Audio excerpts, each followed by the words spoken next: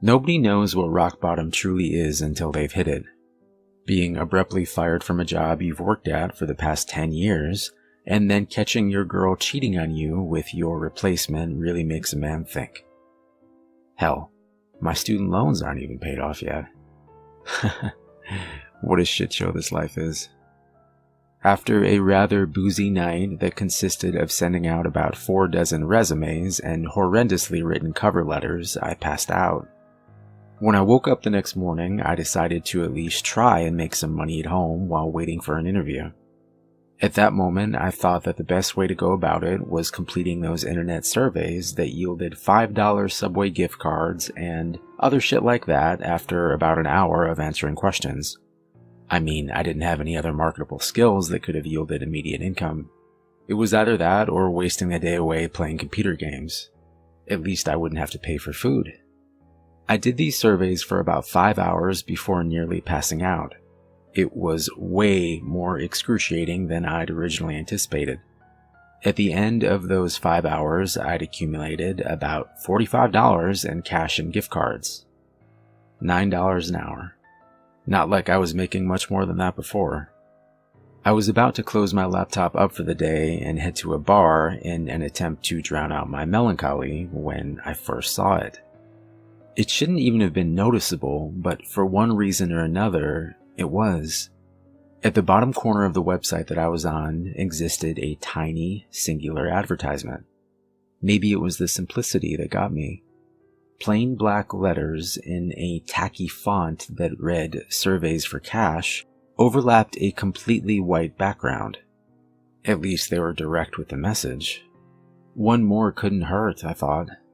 Might as well scrape together a little bit more booze money before heading out.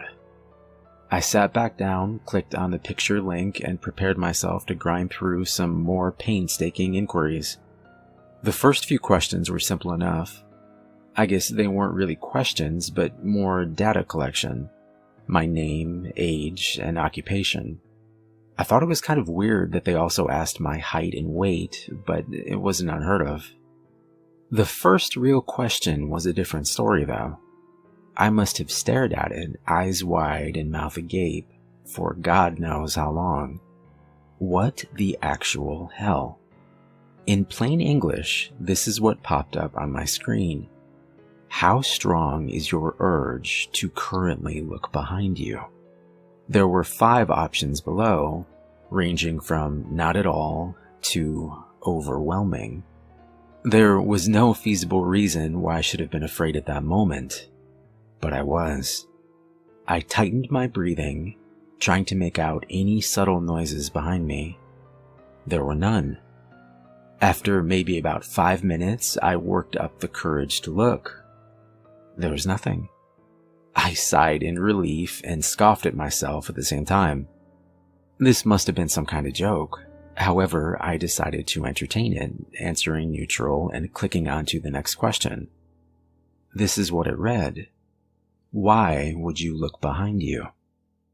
I smirked. Funny. Before simply typing in a "I don't know" in the response box and once again clicking next. This was the third question. You're on a plane. Apart from you, there is only one passenger who is sitting somewhere behind you. At some point, you get up to go to the washroom and find that the man is gone. You check to see if he's in the only bathroom on the plane, but he isn't. What do? Again, I must have stupidly stared at it for nearly 10 minutes. Was this some kind of obscure personality test? I mean, it must have been, right? Right? I put the same answer that I used for the last question. I don't know. It was true. I didn't know. How was I supposed to answer this shit? I clicked next again, now more intrigued than anything. The fourth question went like this. You wake up in woods unfamiliar to you. It's nighttime, and the moonlight provides you with only slight visibility. About 30 feet away from you, there is a small, dimly illuminated cabin. The door is open, and a smiling woman is motioning for you to come in. Do you go? Explain why. The question wasn't necessarily weirder than the last one. So my conjecture that this was some kind of odd personality test was still feasible. I actually made an attempt to answer this one, something along the lines of going into the cabin because there's simply nowhere else to go. Once again, I click next. Probably shouldn't have. The questions started getting really messed up. They weren't too gory or explicit, not anything like that. They were just stranger, weirder, more psychologically disturbing. If you're wondering why the hell I kept going, I can't really give you an explicit answer to that. I just felt like I had to. It was an esoteric, creeping sensation that I can't quite explain away. But I could never shake it, so I just went on.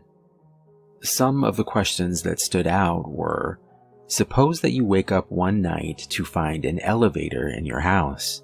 During every midnight after that, it opens up for 5 minutes, revealing an exact copy of yourself that gets progressively more injured as time goes on. Do you keep living like this? Or do you enter the elevator once and end it all? And you're in a hotel room but are awoken by a rapid knocking at your window. You peek through the blinds, seeing what appears to be a man missing both his eyes. He puts his mouth to the glass and tells you to kill the woman in the bathroom immediately. Do you listen to him? This was one of my least favorites. You are watching home videos with your mother. One of the tapes include footage of her being murdered by a masked intruder. Your mother simply laughs at this footage without saying anything. In your opinion, is this a cause for concern? In addition to this insanity-inducing shit, there were some rather disconcerting events happening in real life as well. I received a knock at the door about 30 minutes in. I look through my peephole to find a guy standing there, frantically shaking his head and mouthing "no" while making direct eye contact with me. He looked terrified. Obviously, I didn't open up. I received about 10 phone calls from somebody named the Auditor on my caller ID. They left a message every time, but each one was just a recording that consisted of somebody saying numbers through heavy static. Actually, it sounded more like screaming now that I think about it. About an hour into this thing, I was on the verge of a mental breakdown. I was petrified of looking behind me, even though there was no indication that anything should have been there. I heard some soft scratching coming from my vent at one point. So I moved my couch under it. Eventually, I reached what appeared to be the end of the survey. However, it wasn't a question. It was simply a statement. Don't let them in. They're not to be trusted. Almost as if it were on cue, I heard more knocking at my door about 5 seconds after reading this. As slowly and silently as I could, I moved over and looked through the peephole once again. It was a different person than the one I'd seen earlier. She was a woman looking to be in her mid-20s. She was wearing a thick blazer despite it being around 90 Fahrenheit outside. She was also wearing sunglasses, so I could never tell where she was actually looking. She eventually took a piece of paper out of her pocket and slipped it under the door. I read the note. It's lying. Leave your apartment immediately. It's been about half an hour since. I can't bring myself to look at the computer screen nor at the woman outside. She's still there. I can see the shadows of her feet from underneath my door. I heard my bedroom window open a few minutes ago, but I've since jammed the door shut with a chair. I can hear some kind of distorted muttering coming from behind it now. Maybe rock bottom wasn't so bad. But what the hell am I supposed to do here?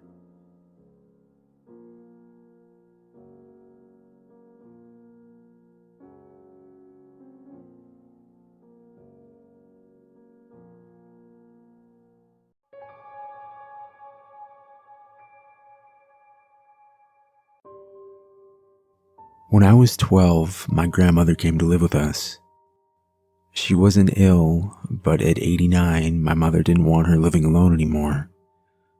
My mom worked, so she had a caretaker help during the day, and on Saturday afternoons, when my mom did her shopping, I would watch my grandma. She was a kind and cheerful lady, and she would often tell me stories about her childhood. During this particular week, I had taken a book out of the library called Tales of Terror. That Saturday afternoon, we were in the living room folding a basket of clean clothes, and I happened to ask her, "What's the scariest thing you can remember?"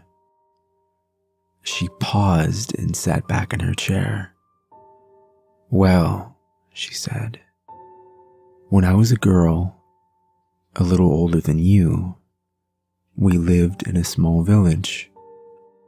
The only thing remarkable about it was the Abbey, about 4 miles outside the town, up on a hill. No one knew exactly how old it was, but it looked like it had been there forever. An order of nuns had taken up residence there, and with the help of workmen from the village, they had begun a restoration. When I was 14, I was hired to work in the kitchens. The Abbey was really the only source of employment for the village, and I was happy to have the work. My job was to clear the tables after meals, do the dishes, and sweep and mop the floors. Most days, I would quickly finish the dishes and use my sweeping as a reason to explore. The massive stone entry opened onto what was called the Great Hall, with several large rooms off of each side. This section was in fairly good condition and used to greet important guests.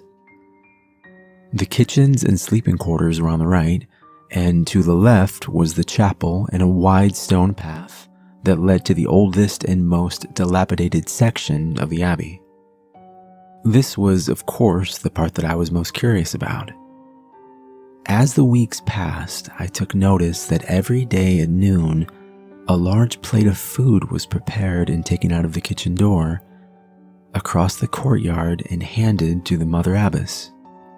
She, and only she, would carry the dish past the chapel and down the shaded path to the old part of the Abbey.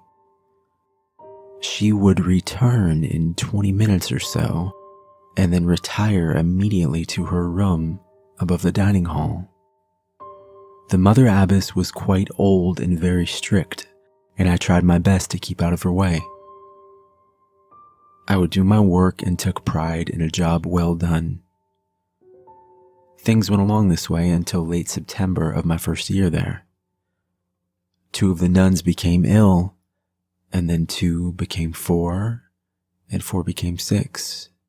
It spread quickly, until the few left that were healthy spent their days taking care of the sick. I had been asked to clear the dishes and then head home until farther notice. They said they would send for me after the sickness had passed. I finished my work and walked out into something I'd never seen before, a completely empty courtyard. I looked down the old stone path and thought, this may be my only chance. So I took a quick glance around and moved into the cool shadows of the walkway, up several steps and into the old wing of the Abbey. Outside, it was early afternoon, but in the dark stone hallway, it was twilight. Here, it was completely silent. I could hear my footsteps echo as I stepped slowly down the hall. The passage went on for a while, and it ended at the base of a narrow stairwell. Going up, I felt the curving stone walls with my hand. At the top of the stairs, the hall branched out in 3 directions. I considered retreating, worried I would get lost. That was when I saw the footsteps, clearly marked in the thick dust of the floor. So I followed, down the hallway to the left, up another stairway so narrow that only one person could fit. At the top of the stairs, there was only a landing with 2 heavy oak doors on either side, directly opposite each other. The doors each had a small barred window about 12 inches wide. That was when I heard the whispering. It was a constant volley of words, spoken with urgency.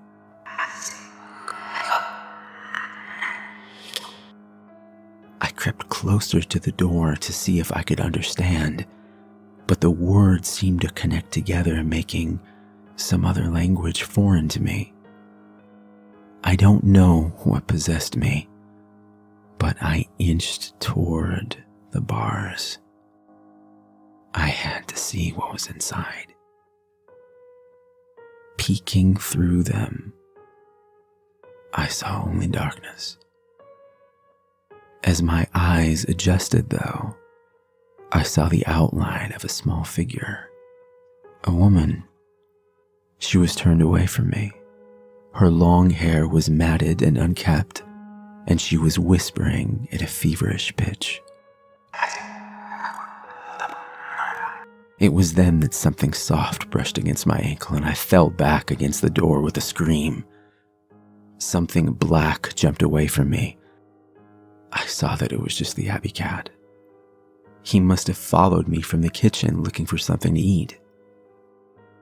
Standing back up, I brushed the dust from my clothes, and then I noticed the whispering had stopped. I turned around slowly and saw her face was just inches from mine. Her eyes were solid white, and I was so close that I could see tiny red veins running through them. She must have been blind, but it wasn't just her eyes. Before I fainted, I saw that she was grinning at me, and I heard her whisper 3 words.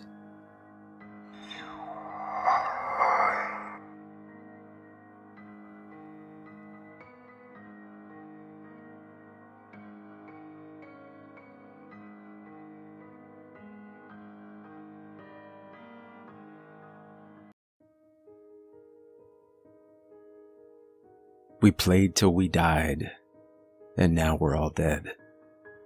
Graveyard Train. I saw them last night. I'm the main keeper and partial owner of a small cemetery on the East Coast. My job is to make sure things go smoothly.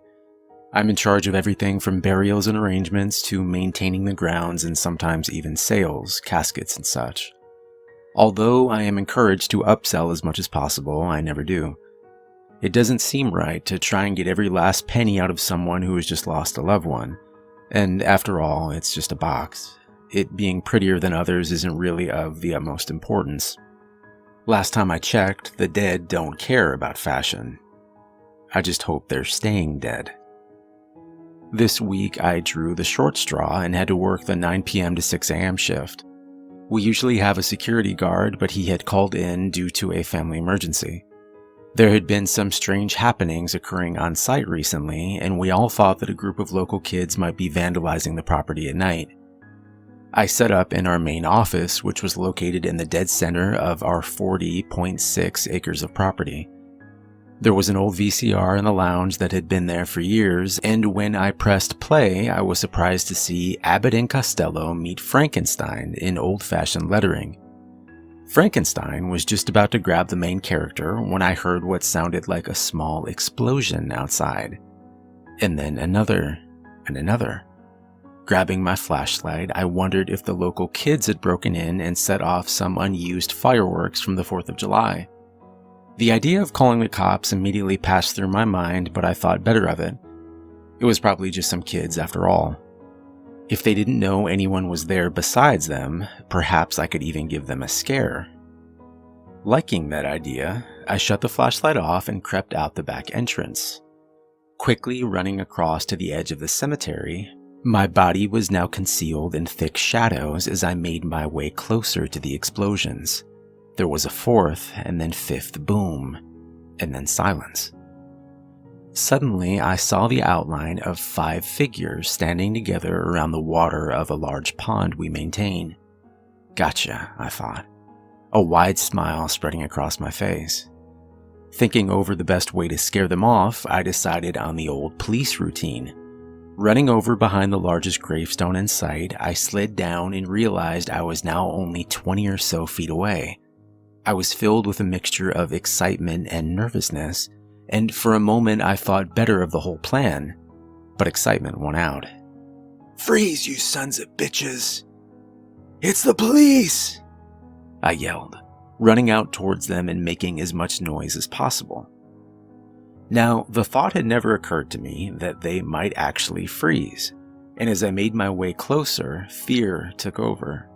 The 5 figures hadn't even flinched at my screaming. In fact, they weren't moving at all. My running slowed to a crawl as I now stood only 6 or 7 feet away. A few moments of silence passed by, and still the figures didn't move. I took 1 step closer and turned on my flashlight. It flickered for a moment and then held heavy on the backs of 5 individuals. And then it hit me. They weren't kids, they were adults, and they were all dressed as they had been buried. I even recognized some of them. There was a tall man of 50 that had suffered a heart attack just days ago, and there was a woman standing at the edge that had been 93 years old. I remembered because the obituary had said she had died the very day of her birthday. Fear was indeed taking over now, and I forced myself to say the only thing that would pop into my head. "Hello?" I called out tentatively. They showed no sign of having noticed me and only stood together staring into the dark water of the pond. I ran back into the office and called 911. Even in my shocked state, I was aware enough to realize that explaining that the dead had risen from their graves probably wouldn't be the best idea. I told the operator that a few adults had broken into the cemetery. Within 15 minutes, a single police car arrived and 2 young men stepped out of the vehicle. They drove around for a short while and then walked the rest of the hills on foot, finding nothing, of course. When they arrived back at the main office, they explained that there was no trace of anyone. They did, however, admit to seeing more than 1 trail of dirt leading down to the pond. The next morning, I started to tell the other workers about what I had seen, and then thought better of it. Seeing 5 recently dead figures staring at their reflection in the middle of the night? I'll keep that to myself. I've thought of something better. I work the night shift again tonight. I'm going to grab a shovel and see for myself if those 5 are still where they should be.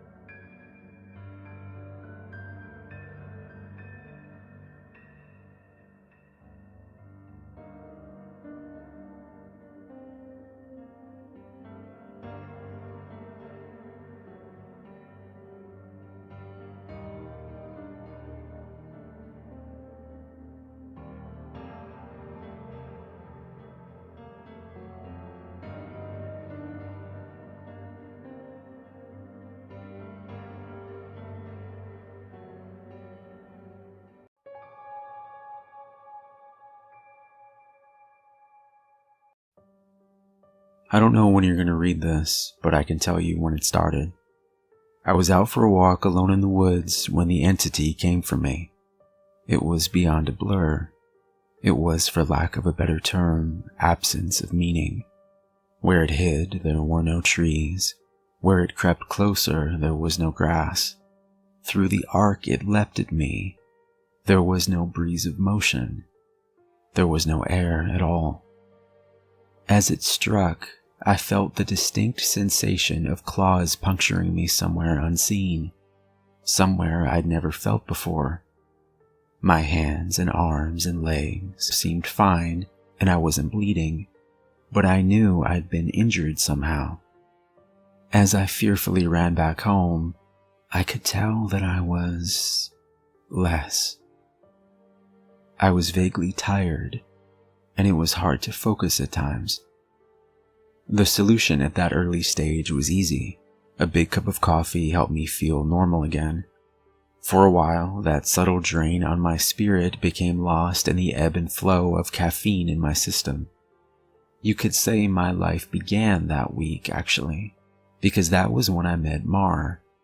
She and I got along great, though to be honest, I'm pretty sure I fell in love with her over the phone before we even met. It was almost as if the strong emotions of that first week made the entity fight back. It was still with me, latched on to some invisible part of my being. The first few incidents were minor, and I hardly worried about them. The color of a neighbor's car changed from dark blue to black one morning, and I stared at it before shaking my head and shrugging off the difference. 2 days later, at work, a coworker's name changed from Fred to Dan. I carefully asked around, but everyone said his name had always been Dan. I figured I'd just been mistaken. Then, as ridiculous as this sounds, I was peeing in my bathroom at home when I suddenly found myself on a random street. I was still in my pajamas, pants down, and urinating, but now in full view of a dozen people at a bus stop. Horrified, I pulled up my clothes and ran before someone called the cops. I did manage to get home, but the experience forced me to admit that I was still in danger. The entity was doing something to me, and I didn't understand how to fight back. Mar showed up that evening, but she had her own key. "Hey," I asked her with confusion, "how'd you get a key?" She just laughed. "You cute. Are you sure you're okay with this?" She opened a door and entered a room full of boxes. I know living together is a big step, especially when we've only been dating 3 months. Living together? I'd literally just met her the week before. Thing was, my mother had always called me a smart cookie for a reason. I knew when to shut my yap. Instead of causing a scene, I told her everything was fine, and then I went straight to my room and began investigating. My things were just as I had left them, with no sign of a 3-month gap in habitation. But I did find something out of the ordinary. The date. I shivered angrily as I processed the truth. The entity had eaten 3 months of my life. What the hell was I facing?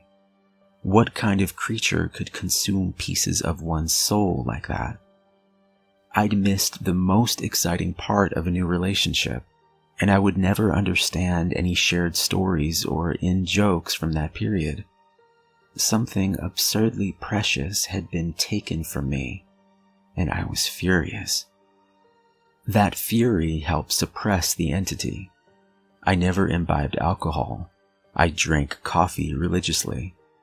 I checked the date every time I woke up. For 3 years, I managed to live each day while observing nothing more than minor alterations. A social fact here and there, someone's job, how many kids they had, that sort of thing.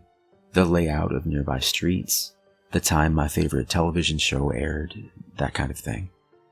Always, those changes reminded me that the creature still had its claws sunk into my spirit. Not once in 3 years did I ever let myself zone out. One day, I grew careless. I let myself get really into the season finale of my favorite show.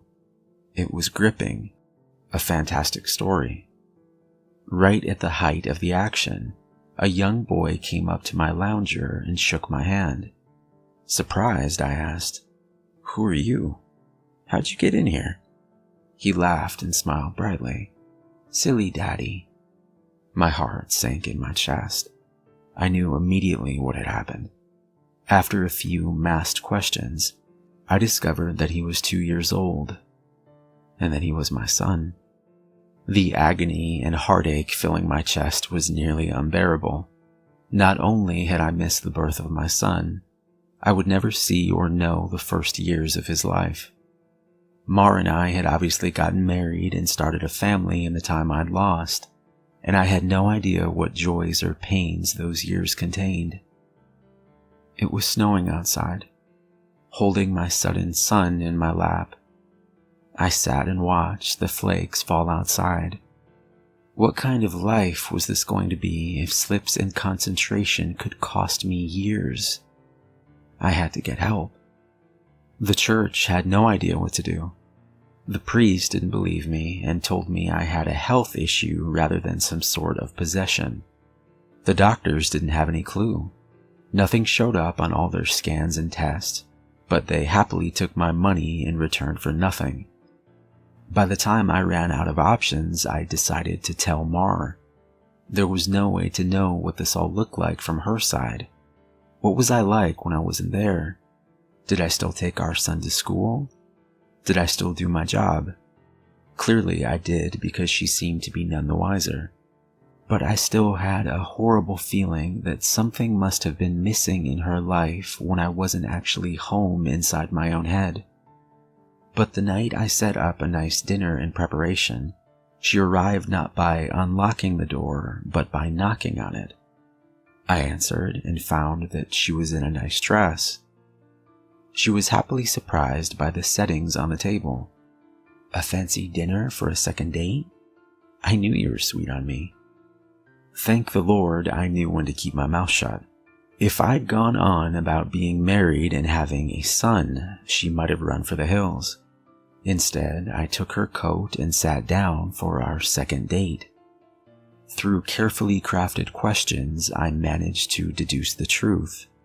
This really was our second date. She saw relief and happiness in me, but interpreted that as dating jitters. I was just excited to realize that the entity wasn't necessarily eating whole portions of my life. The symptoms, as I was beginning to understand them, were more like the consequences of a shattered soul. The creature had wounded me, broken me into pieces. Perhaps I was to live my life out of order, but at least I would actually get to live it. And so it went for a few years from my perspective.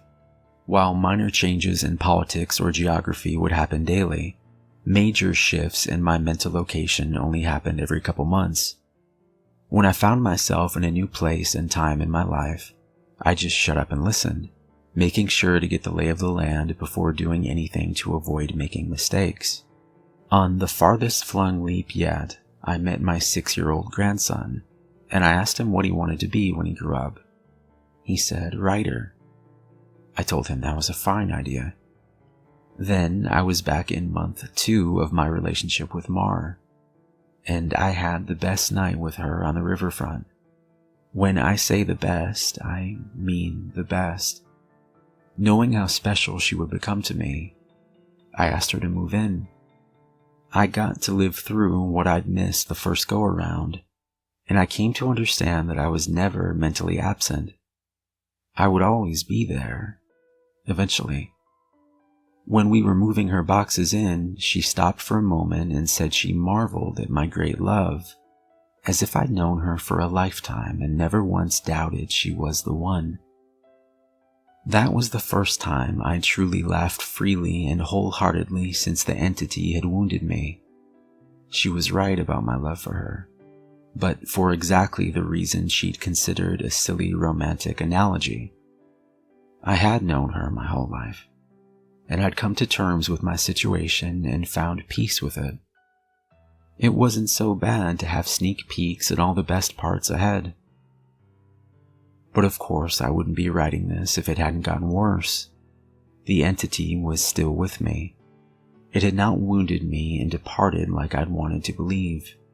The closest I can describe my growing understanding was that the creature was burrowing deeper into my psyche, fracturing it into smaller pieces. Instead of months between major shifts, I began having only weeks. Once I noticed that trend, I feared my ultimate fate would be to jump between times in my life heartbeat by heartbeat, forever confused, forever lost. Only an instant in each time meant I would never be able to speak with anyone else, never be able to hold a conversation, never express or receive love. As the true depth of that fear came upon me, I sat in an older version of me and watched the snow falling outside. That was the one constant in my life. The weather didn't care who I was or what pains I had to face.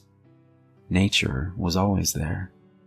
The falling snow was always like a little hook that kept me in a place. The pure emotional peace it brought me was like a panacea on my mental wounds, and I'd never yet shifted while watching the pattern of falling white and thinking of the times I'd gone sledding or built a snow fort as a child.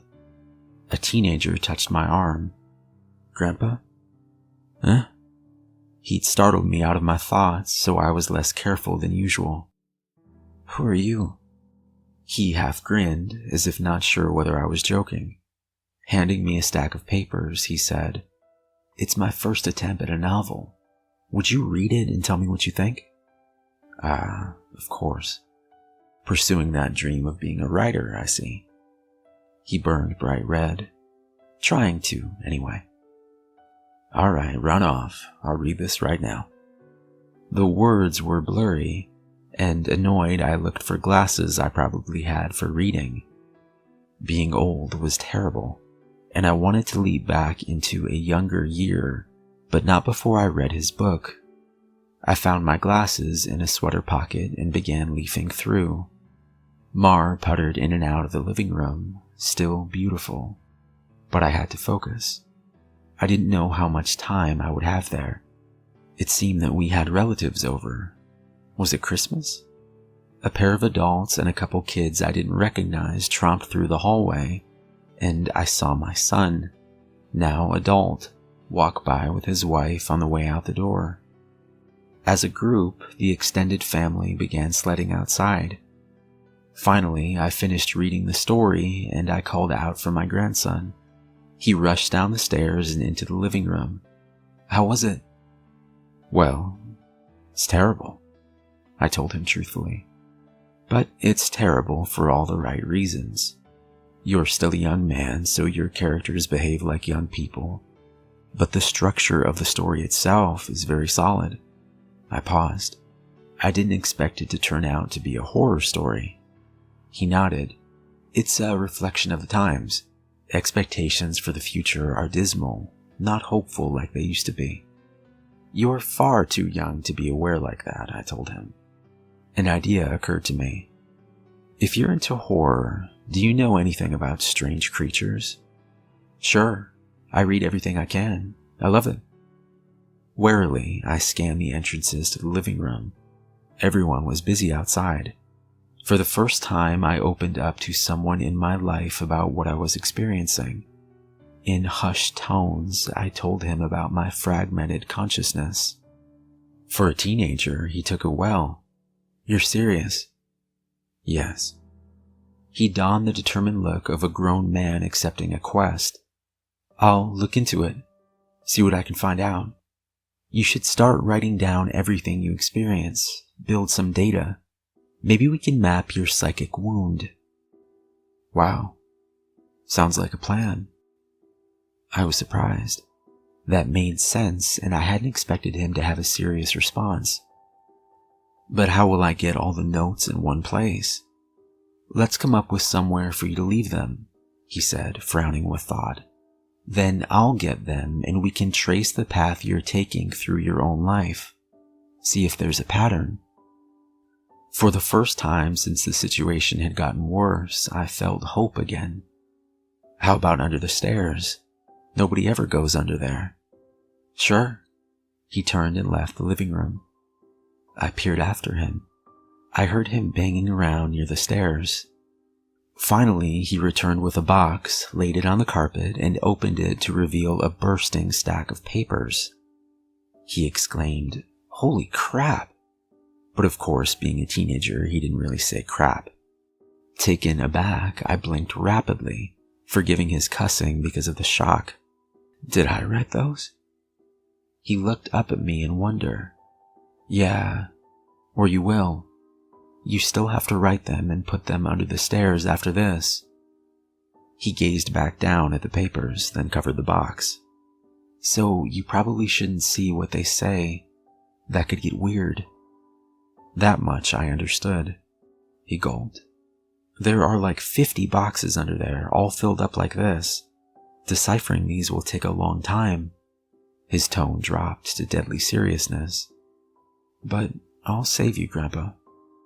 because I don't think anyone else can. Tears flowed down my cheeks then, and I couldn't help but sob once or twice. I hadn't realized how lonely I'd become in my shifting prison of awareness, until I finally had someone who understood.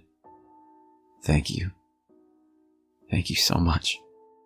And then I was young again, and at work on a random Tuesday.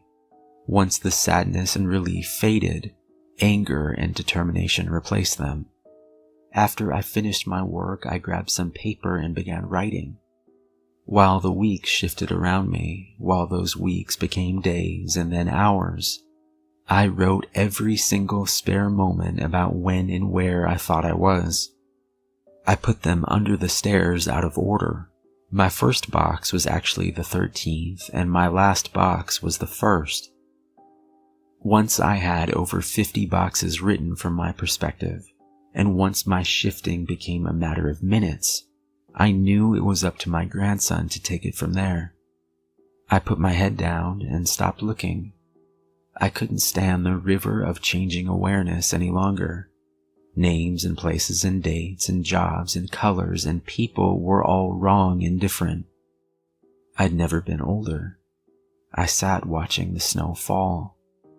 A man of at least 30 that I vaguely recognized entered the room. Come on, I think I finally figured it out. I was so frail that moving was painful. Are you him? Are you my grandson? Yes.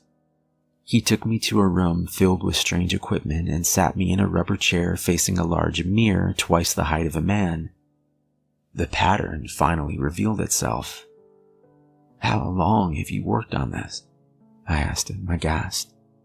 Tell me you didn't miss your life like I'm missing mine. His expression was both stone cold and furiously resolute. It'll be worth it. He brought 2 thin metal rods close to my arm and then nodded at the mirror. Look, this shock is carefully calibrated. The electric zap from his device was startling but not painful. In the mirror, I saw a rapid arcing light silhouette appear above my head and shoulder. The electricity moved through the creature like a wave, briefly revealing the terrible nature of what was happening to me. A bulging leech-like mouth was wrapped around the back of my head, coming down to my eyebrows and touching each ear, and its slug-like body ran over my shoulder and into my very soul. It was a parasite, and it was feeding on my mind. My now adult grandson held my hand as I took in the horror. After a moment, he asked, "Removing it is going to hurt very badly. Are you up for this?" Fearful, I asked, "Is Mar here?" His face softened. No, not for a few years now. I could tell from his reaction what had happened, but I didn't want it to be true. How? We have this conversation a lot, he responded. Are you sure you want to know? It never makes you feel better.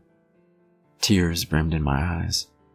Then I don't care if it hurts or if I die. I don't want to stay in a time when she's not alive. He made a sympathetic noise of understanding and then returned to his machines to hook several wires, diodes, and other bits of technology to my limbs and forehead. While he did so, he talked. I've worked for 2 decades to figure this out, and I've had a ton of help from other researchers of the occult. This parasite doesn't technically exist in our plane. It's one of the lesser spawns, and it feeds on the plexus of mind, soul, and quantum consciousness and reality. When details like names and colors of objects changed, you weren't going crazy. The web of your existence was merely losing strands as the creature ate its way through you. I didn't fully understand. I looked up in confusion as he placed a circlet of electronics like a crown on my head, in exact line with where the parasite's mouth had ringed me. He paused his work and grew pale. I forgot that you wouldn't know. You're lucky, believe me. After a deep breath, he began moving again and placed his fingers near a few stitches. Ready? Ready? This is carefully tuned to make your nervous system extremely unappetizing to the parasite, but it's basically electroshock therapy. I could still see Mars smile. I'd just been with her moments ago. Do it. The click of a switch echoed in my ears, and I almost laughed at how mild the electricity was. It didn't feel like anything, at least at first. Then I saw the mirror shaking, and my body within that image convulsing. Oh no, it did hurt. Nothing had ever been more painful. It was just so excruciating that my mind hadn't been able to immediately process it. As my vision shook and fire burned in every nerve in my body, I could see the reflected, trembling light silhouette of the parasite on my head as it writhed in agony equal to mine. It had claws, 6 clawed lizard-like limbs under its leech-like body, and it cut into me in an attempt to stay latched on. The electricity made my memories flare. Mars' smile was foremost, lit brightly in front of a warm fire as the snow fell past the window behind her. The edges of that memory began lighting up, and I realized that my life was one continuous stretch of experience. It was only the awareness of it that had been fragmented by the feasting evil on my back. I'd never managed to be there for the birth of my son. I'd jumped around it a dozen times, but never actually lived it. For the first time, I got to hold Mars' hand and be there for her. No. That moment had shifted seamlessly into holding her hand as she lay in a hospital bed for a very different reason. Not this. God, why? It was so merciless to make me remember this. I broke down in tears as nurses rushed into the room. I didn't want to know. I didn't want to experience it. I'd seen all the good parts, but I hadn't wanted the worst part. The inevitable end that all would one day face. It wasn't worth it. It was tainted. All that joy was given back 10,000-fold as pain. The fire in my body and in my brain surged to sheer white torture, and I screamed. My scream faded into a surprised shout as the machines and electricity and chair faded away. Snow was no longer falling around my life. I was out in the woods on a bright summer day. Oh God. I turned to see the creature approaching me. It was the same absence of meaning, the same blank on reality. It crept forward, just like before. But this time, it hissed and turned away. I stood, astounded at being young again and freed from the parasite. My grandson had actually done it.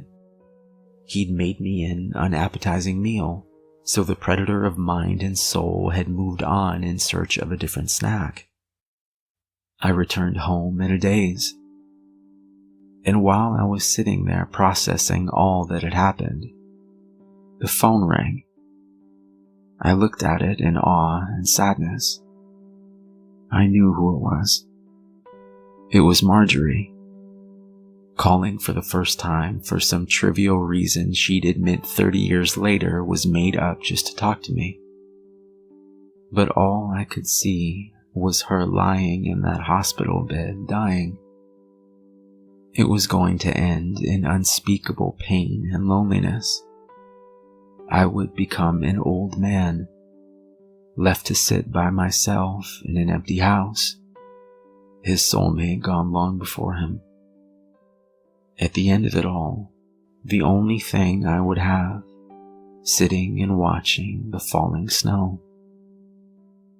But now, thanks to my grandson, I would also have my memories. It would be a wild ride. no matter how it ended.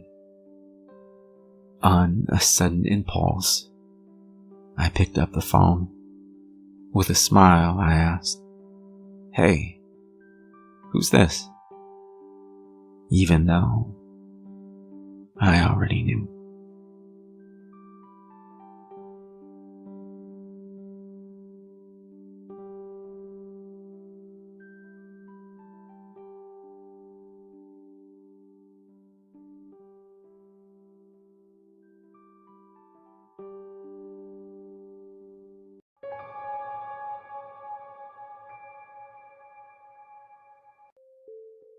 Rumors were rife about the alleyway behind the tavern. It was haunted, folks said. Haunted by the ghost of a young girl who had been found murdered in that passage. People avoided the small street after dark, for the spirit was said to be a vengeful one. Of course, no one could name anyone whom the ghost had actually killed, but the tales were enough to keep people away from the alley at night. Fortunately for the owners of the tavern that backed onto the alley, their front door faced a well-lit road, and so business was not slack. Then one night, while the tavern was full of drinkers, a nasty character named O'Hare wandered into the bar. Women and children were not safe in his presence, but especially not women. After O'Hare had consumed far too much alcohol, he suddenly announced to the bar that he'd seen a pretty young thing in the alley out back of the tavern. The bartender froze in the middle of polishing a glass. No one said a word, but everyone was thinking about the ghost of the vengeful young girl. Everyone in the bar looked down at his or her glasses as he stumbled to his feet. No one made a move to stop him, and there were quiet whispers of, "He deserves what's coming to him," as O'Hare left the building. It's just too bad that there isn't really a ghost, thought the bartender, setting down the shining glass and picking up another one to polish. O'Hare sorely needed a lesson in human kindness and respect for others. It was at that moment a horrible scream came from the alley. Everyone in the tavern looked up in shock and fear. Had there really been a ghost out there? Or was O'Hare up to his old tricks and now accosting another woman? The men leapt to their feet and raced to the back door of the tavern. Pouring out into the street, they were met by an unnatural cold, and their eyes were dazzled by a blaze of light. The bartender thrust his way to the front of the crowd and saw the body of O'Hare lying in a pool of bright white light. His throat had been torn to pieces, and blood was spilling out in gushes. Above him hovered the semi-transparent figure of a young girl, her eyes gleaming with red fire, her mouth covered with blood. She glared down at O'Hare and then turned to look at the crowd. The specter licked the blood from her lips, her eyes on the bartender's neck. Then she vanished, taking the light with her. At their feet, O'Hare gasped out his last breath and died. The local authorities were summoned to deal with the body of O'Hare. They were skeptical, but there were many eyewitnesses. The bartender resigned his position the next morning and took a job across town. The memory of the ghost's hungry stare at his neck, prompting him to look elsewhere for employment.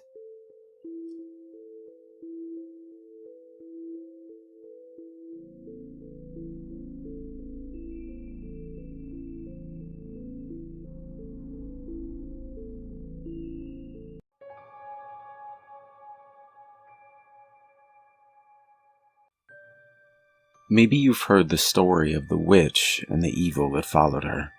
Legend says that from 1817 to 1821, a family came under attack by a clairvoyant entity that could affect the environment and even shapeshift.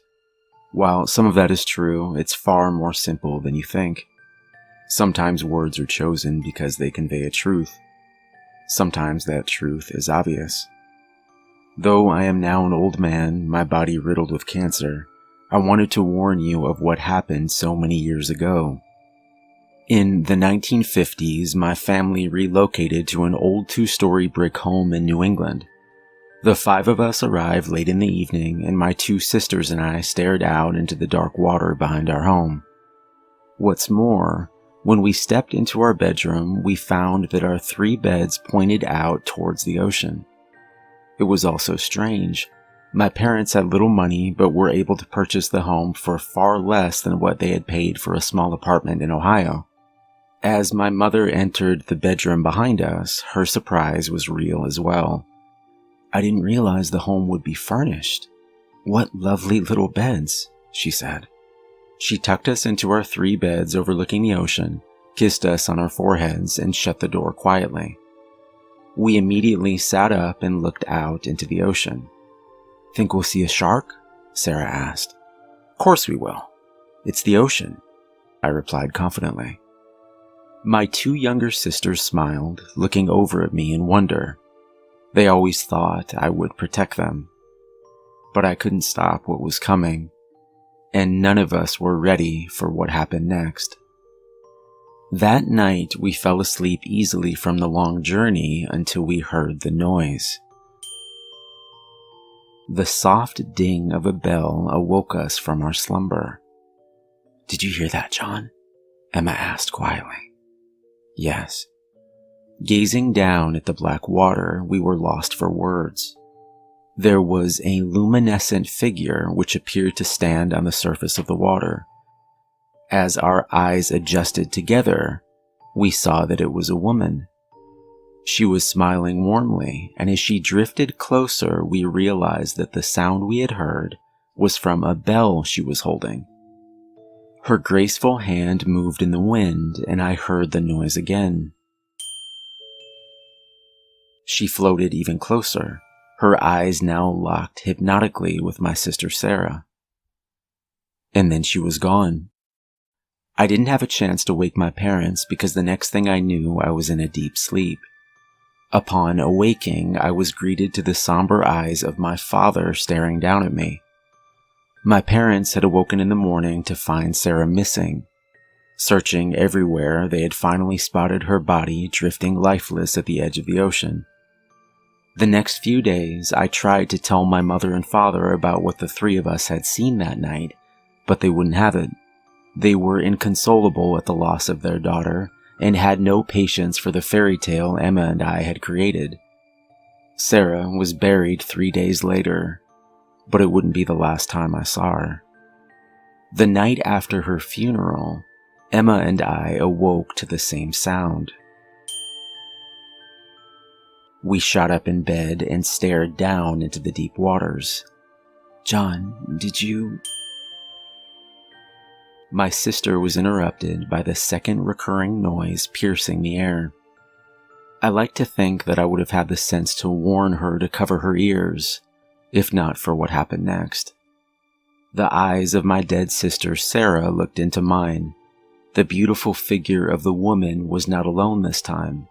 The small shape of my sister floated next to her, the 2 of them holding hands and smiling up at us innocently. Before I could react, I heard the noise for a 3rd time. I fell into a deep sleep. When I awoke in the morning, it was to my mother screaming, "Where's your sister? Where is she?" They found Emma's body 2 hours later a mile out into the ocean. She was floating face down in the Atlantic. The loss of their 2nd child was more than enough for my parents. Though we weren't able to leave the house for a week's time, my mother and father now ordered me to stay in their room every evening. Their window faced the street and didn't look out into the water. Late that night, I awoke in my parents' room to the faint sound of a bell. In a panic, I covered my ears tightly and remained that way until dawn. We left the house 1 week later. I've never gone back.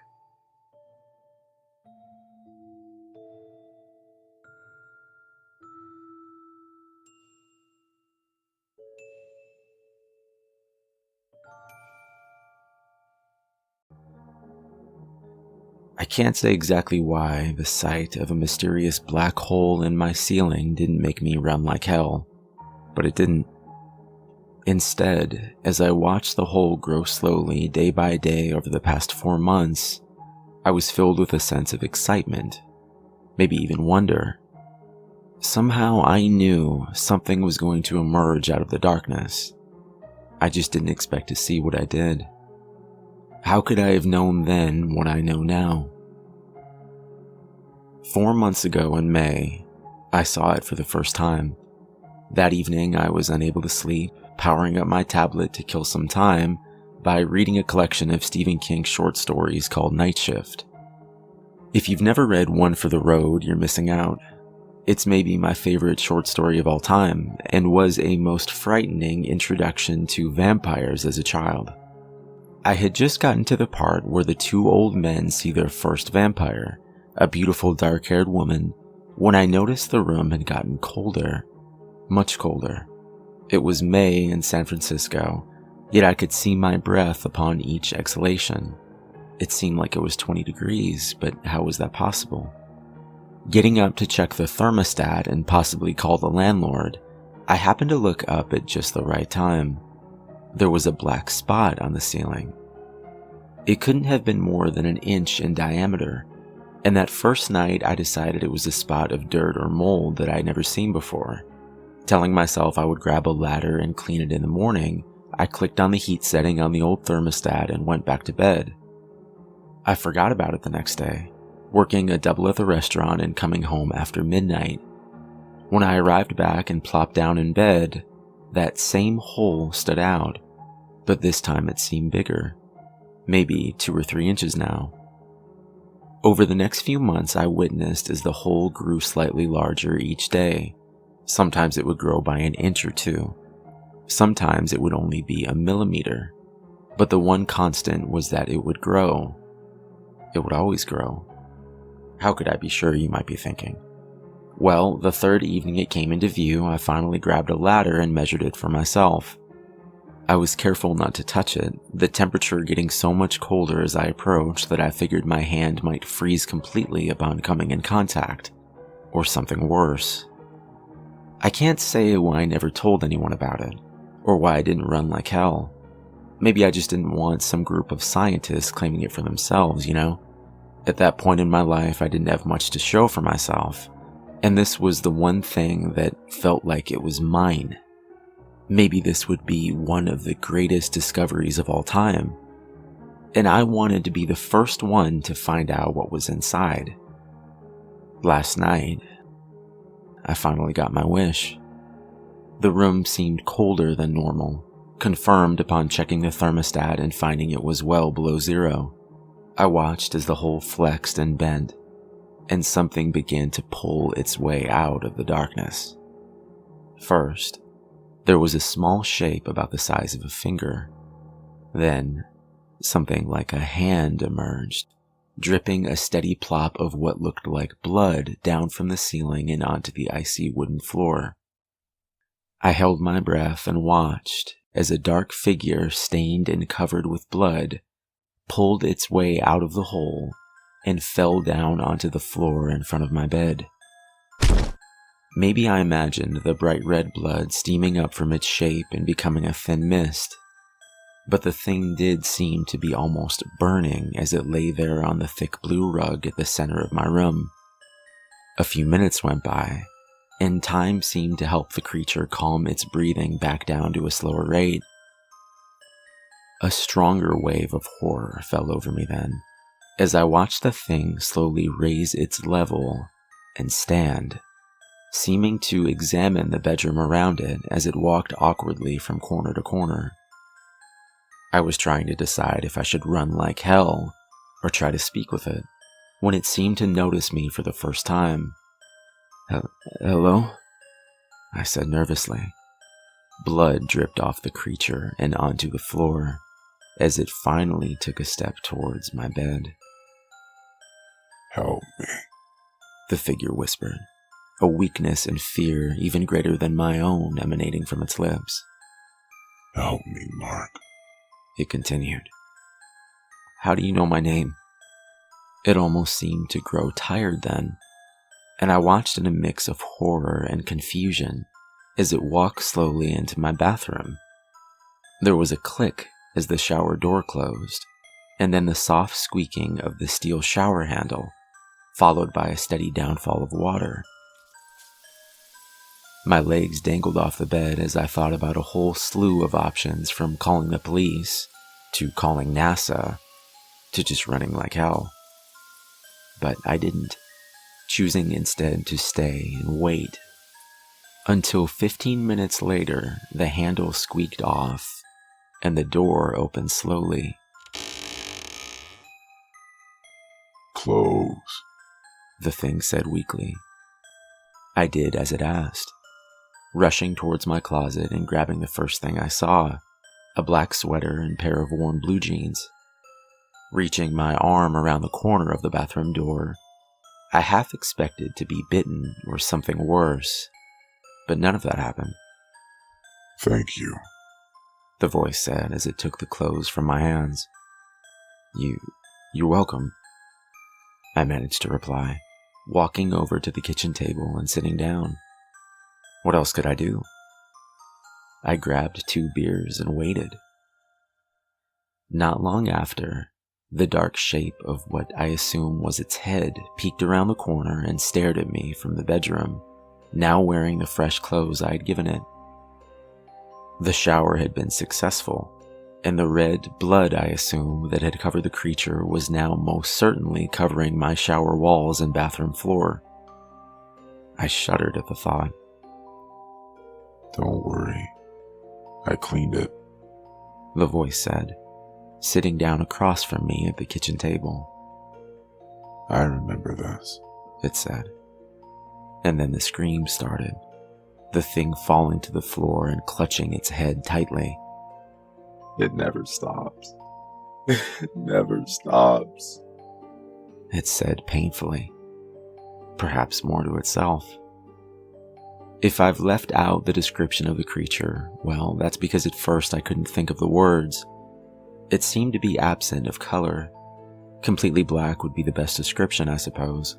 But don't they say that black holes aren't really black? The figure's absence of color had been a stark contrast to the darkness, even when the lights had been off completely. From its size and shape, it appeared to have the general stature of a man. The clothes above it almost made it appear human. Well, sort of. The clothes I had given it were puffed up as if a man was inside of them. But upon a closer look, they were filled with darkness. After a few moments, the thing stood back up in front of the kitchen table. It had no eyes that I could tell, but I knew it was examining me nonetheless. "It took me so long to escape," the voice said. To escape from where? The thing made up of nothingness shifted across from me, perhaps turning its head.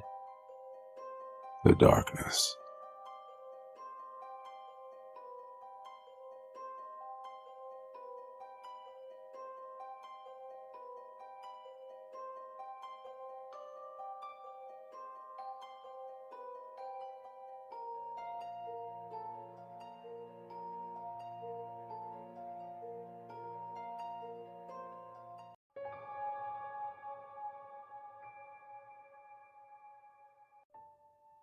The conversation was normal until one of the speakers suffered a sudden and violent death.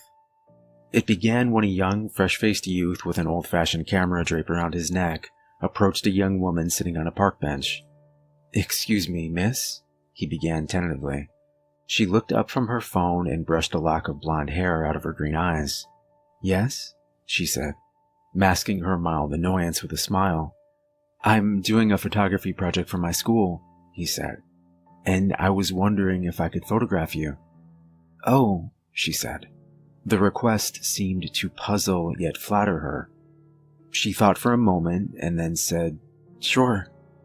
"Great," said the young man, smiling. "Over there by that tree would be best." The woman gladly obliged, and the two strode over to the tree together, where the woman posed somewhat awkwardly with a smile that was almost genuine. "Actually," the young man said, "would you mind moving over a couple feet to the left?" "Just here?" the woman asked, shuffling over a couple feet. "Just a bit more," he said. She moved over a few more inches and smiled. Two things happened at once. The camera flashed, and the young woman's head exploded into a bloody pulp.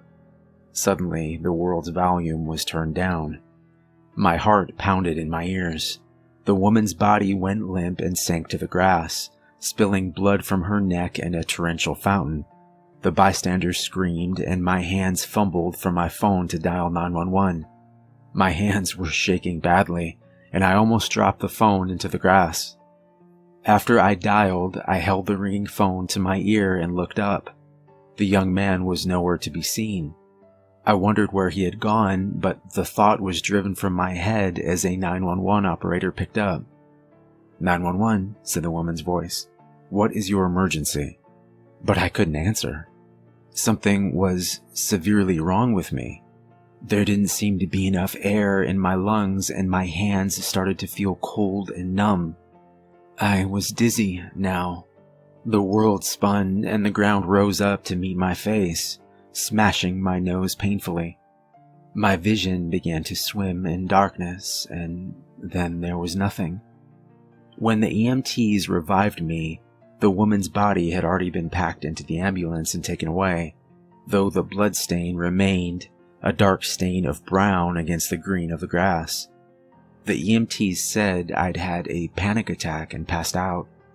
The police took my statement and they sent me home, numb with shock. A few weeks later, I found out that the woman had been hit by a stray bullet from someone shooting cans in their backyard a mile away. It was a 1 in a million shot, they said. A week later, I saw the young man again. He wore the exact same clothes, had the exact same haircut and cheerful grin, and the same old-fashioned camera was draped around his neck. I saw him by chance through the window of a restaurant, chatting up an elderly couple who sat in a corner booth. The silent, smiling conversation did not last long before the young man convinced them to get up and move to another booth. He lifted his camera to his face, and nothing happened. The old woman smiled and cocked her head to the side as if she was asking him something. He smiled back and raised a finger before lifting the camera to his face again. There was a sound like roaring thunder, and the wall of the restaurant exploded into dust and debris. A truck had crashed through the wall and demolished the old couple's booth. The young man stood there as if nothing had happened. He raised the camera to his face, took one more picture, and then turned to leave. He pushed the door to the restaurant open and walked out. He stopped and scanned the street. His gaze halted on me. The screaming and the chaos faded into silence as his preternaturally blue eyes bore into mine, turning my insides to ice. And then, in a moment, he was gone. It was as if he had vanished into thin air. I hoped after that to never see him again, but fate did not care much about my hopes. It never does. I was having dinner with my wife and 5-year-old daughter, Sarah, and the air was filled with laughter and the smell of my wife's baked pork chops and creamed mushrooms. Sarah was telling us a story about a strange man she'd met by the school who had offered to take her picture. She said he had a strange smile and a really old camera like she had never seen before. My heart sat up and began to beat against the inside of my chest. Trying to maintain the illusion of calm, I set my fork down gently on my plate, and I told her that if she ever saw that man again, she was to run, and that she absolutely, under no circumstances, was she allowed to let him take her picture. "But he did take my picture, Dad," said Sarah. "He wouldn't let me see it, but he said he'd come show me when it was ready in a week." "What?" I gasped. My voice was hoarse and small. My wife was looking between my Sarah and I with a look of concerned confusion. Sarah seemed to sense that something was wrong, and her chin began to quiver. "Nothing's wrong, honey," I said. "Everything is going to be okay." The lie struggled out of my throat, and the guilt of it seized my heart and squeezed it tight.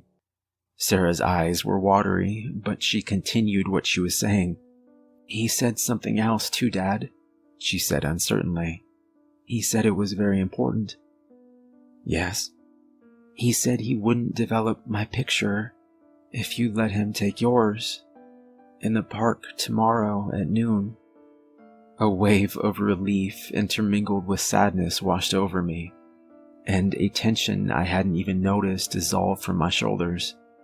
I could feel the tears starting out in my eyes as I kissed my daughter's head, taking in a huge whiff of her scent, that scent of pure youth that makes the old feel young again. I kissed my wife hard on the lips, savoring the taste, half lipstick and half the pork chops she had just eaten.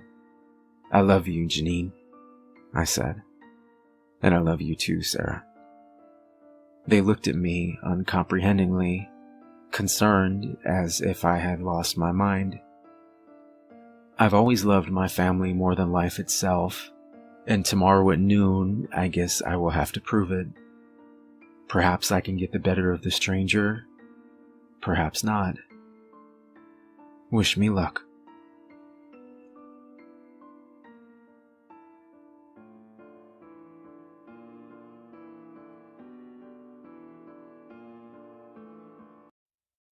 You can run on for a long time. Sooner or later, God'll cut you down. Johnny Cash. "I can't stop," Scott yelled over at me, the yellow Mustang screaming down the Pacific Highway and braking 100 miles per hour. He slammed his foot down to the floor again and again. Nothing. It must have cut the lines," he continued, the panic in his eyes increasing. 107. Fuck. I don't want to die like this, man." I looked over at his terrified eyes and back up through the clear glass. The shocked face of an 8-year-old little boy rushed past us as we continued to pick up speed.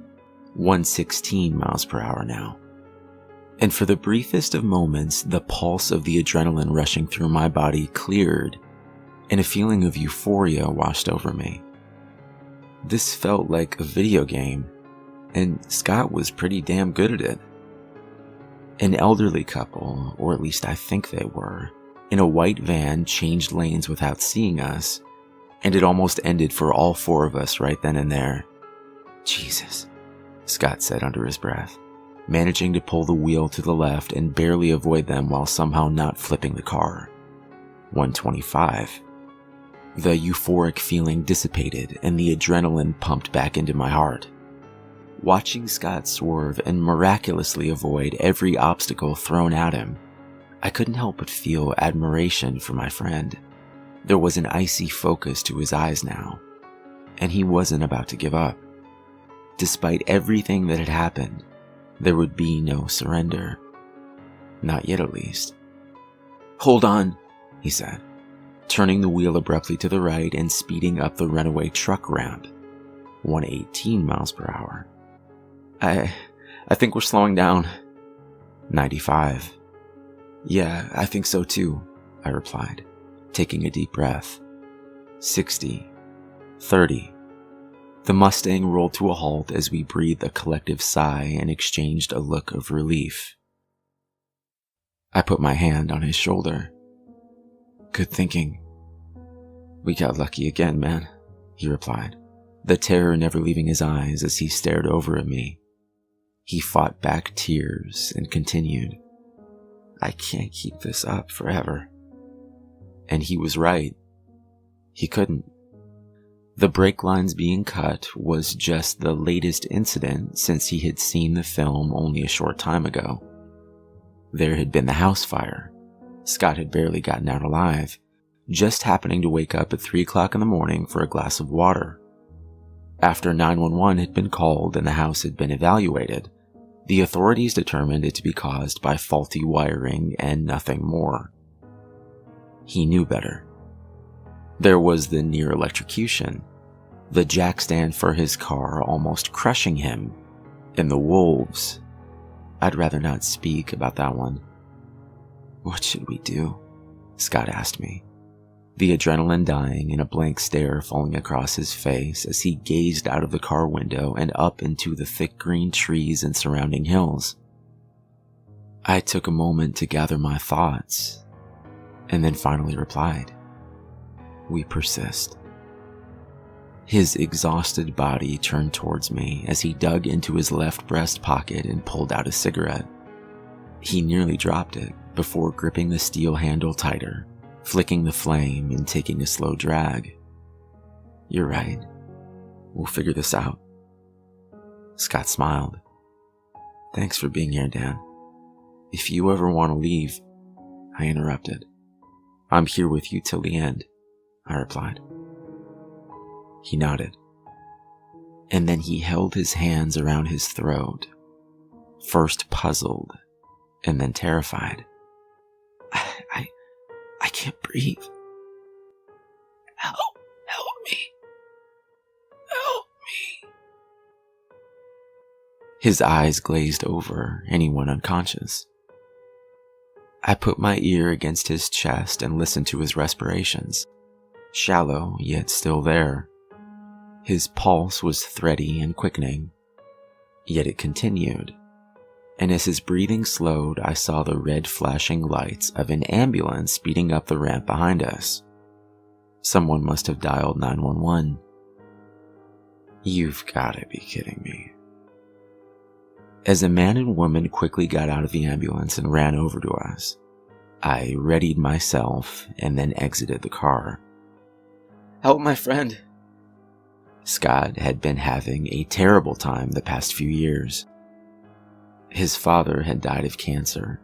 He had lost each job he had fought so hard for, and his girlfriend even left him after he had proposed. I had no choice but to kill her later on and bury her body in the hills. I told Scott that she was trouble from the start. I didn't tell the two medics why he had passed out, and I certainly wasn't going to explain how I had laced the cigarette with poison this morning while he slept. I know what you're thinking, and yes, it was supposed to be painless. I just wanted to end his pain. In a way, death had been after Scott. Watching the two medics work desperately to save him, I found a grin falling over my face. He had never shown this type of resilience before, and it was impressive. Still, he had been through too much, and I didn't want him to struggle anymore. And it wasn't like I was just being selfish. With every attempt at Scott's life, I had been planning to die with him as well. That's what friends are for. Yet, each time he had made it. Sure, he survived the fire and what happened before. Yes, he had gotten lucky after I had cut the brake lines. And maybe he would even be saved by the paramedics in these bright green hills before the poison spread completely through his lungs and then into his heart. But I'll get him one of these days. They say you have to make a goal, and no matter what, persist. Well, there's always tomorrow.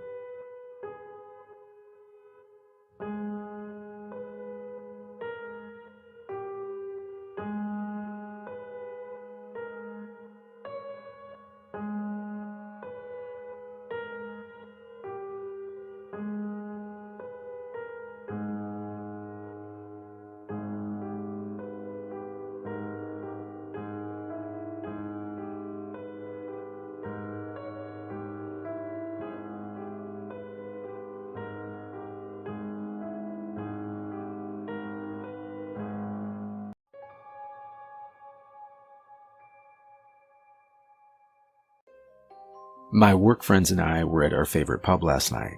Not a really fancy place, but, cheap beer and close enough to home that I don't have to drive. The night started out normally enough. The four of us crammed into a small table off in the corner, mostly talking shop and shitting on our boss.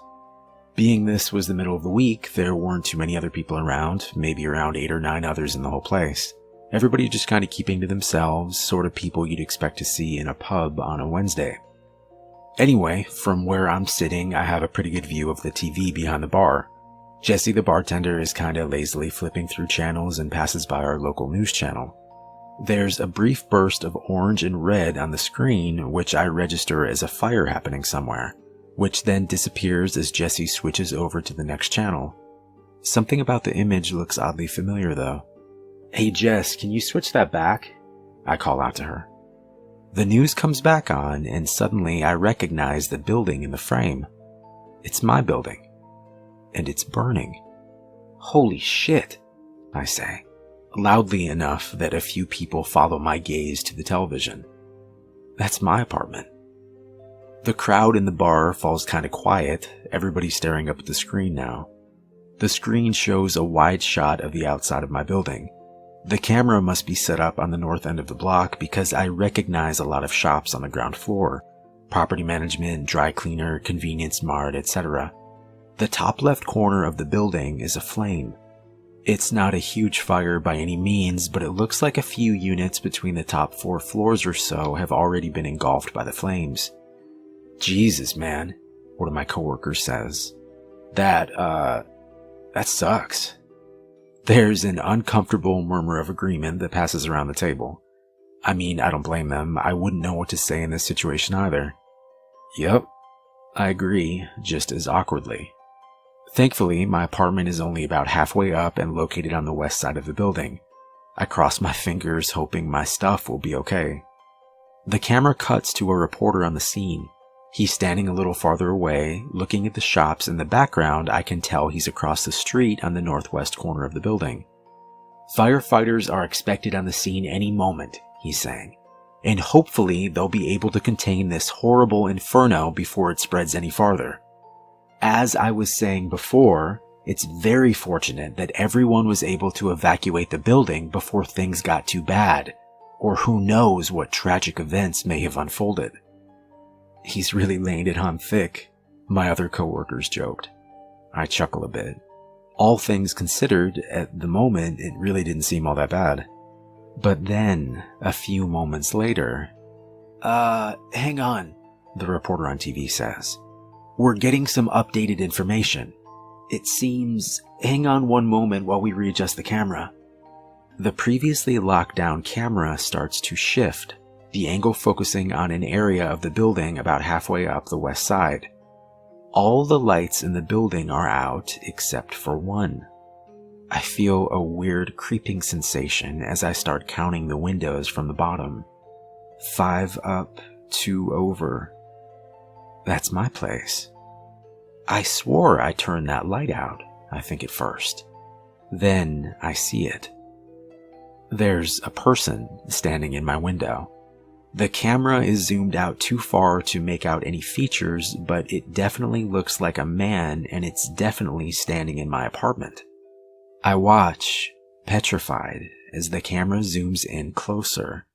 The reporter babbling on about the overlooked, ill-fated soul still trapped in the blazing such and such. As the image gets closer, I start to make out more details. The person is dancing. Or something. I don't really know how to describe it, but he's moving around a lot, and everything he's doing has this bizarre rhythmic quality to it. He starts waving his arms in the air, back and forth, and then he's waving them up and down at his sides. Then he's banging both fists on the glass. Then he's waving his arms over his head again, back and forth, back and forth. Everything he's doing is to the exact same tempo. 1, 2, 3, 4, 1, 2, 3, 4. He starts jumping up and down, waving his arms over his head like he's trying to get someone's attention from a long distance. But everything is to the exact same rhythm, over and over again. 1, 2, 3, 4, 1, 2, 3, 4. "What the fuck?" I say, my voice a hoarse whisper. And then the camera gets a little closer, and finally we can make out the person's features. It looks almost exactly like me. It's wearing the exact same clothes that I'm wearing now, clothes I changed into moments before leaving the apartment earlier. Its face looks almost exactly like mine as well, except for its eyes. Its eyes are far too big for a normal person. It also has this almost comical look of horror on its face. I don't even know how to describe it. Imagine if someone were pretending to look scared, but as a joke. It would have almost seemed funny if the circumstances were different, but instead it was just extremely unnerving. No one in the bar is talking now. Everyone is fixed on the TV. The person is still swaying and waving around, beating its hands on the glass or jumping in circles. I almost don't hear the reporter mention the fact that firefighters have rushed into the building and are now heading for my floor. Oh God, I think, without really understanding what was happening. Please don't go in there. I stare transfixed at the screen. From this angle, you can just barely see the top of my front door through the window, not too far behind where this creature is flailing about. Right now, it's holding its face in his hands and shaking its head from side to side as if saying no. Suddenly, the door behind it bursts open as presumably the firefighters have entered my apartment. The creature stops moving. For a second, I see its expression change. The comical look of horror is gone, replaced by a huge smile filled with enormous pointed teeth. Then the lights go out. We all just sat there, staring at the screen as the camera slowly zoomed out from the now dark window. No one says anything as we all quietly pay our bill and leave. I went directly to my sister's place across town and asked to stay with her. I told her there was a fire at my apartment and that's it. When I tried to find footage from the news online later that night, it seemed like they had edited that last part out. I don't know if any of you on the subreddit know what that thing was, but I hope they didn't put out that fire. I hope they let the whole damn place burn to the ground.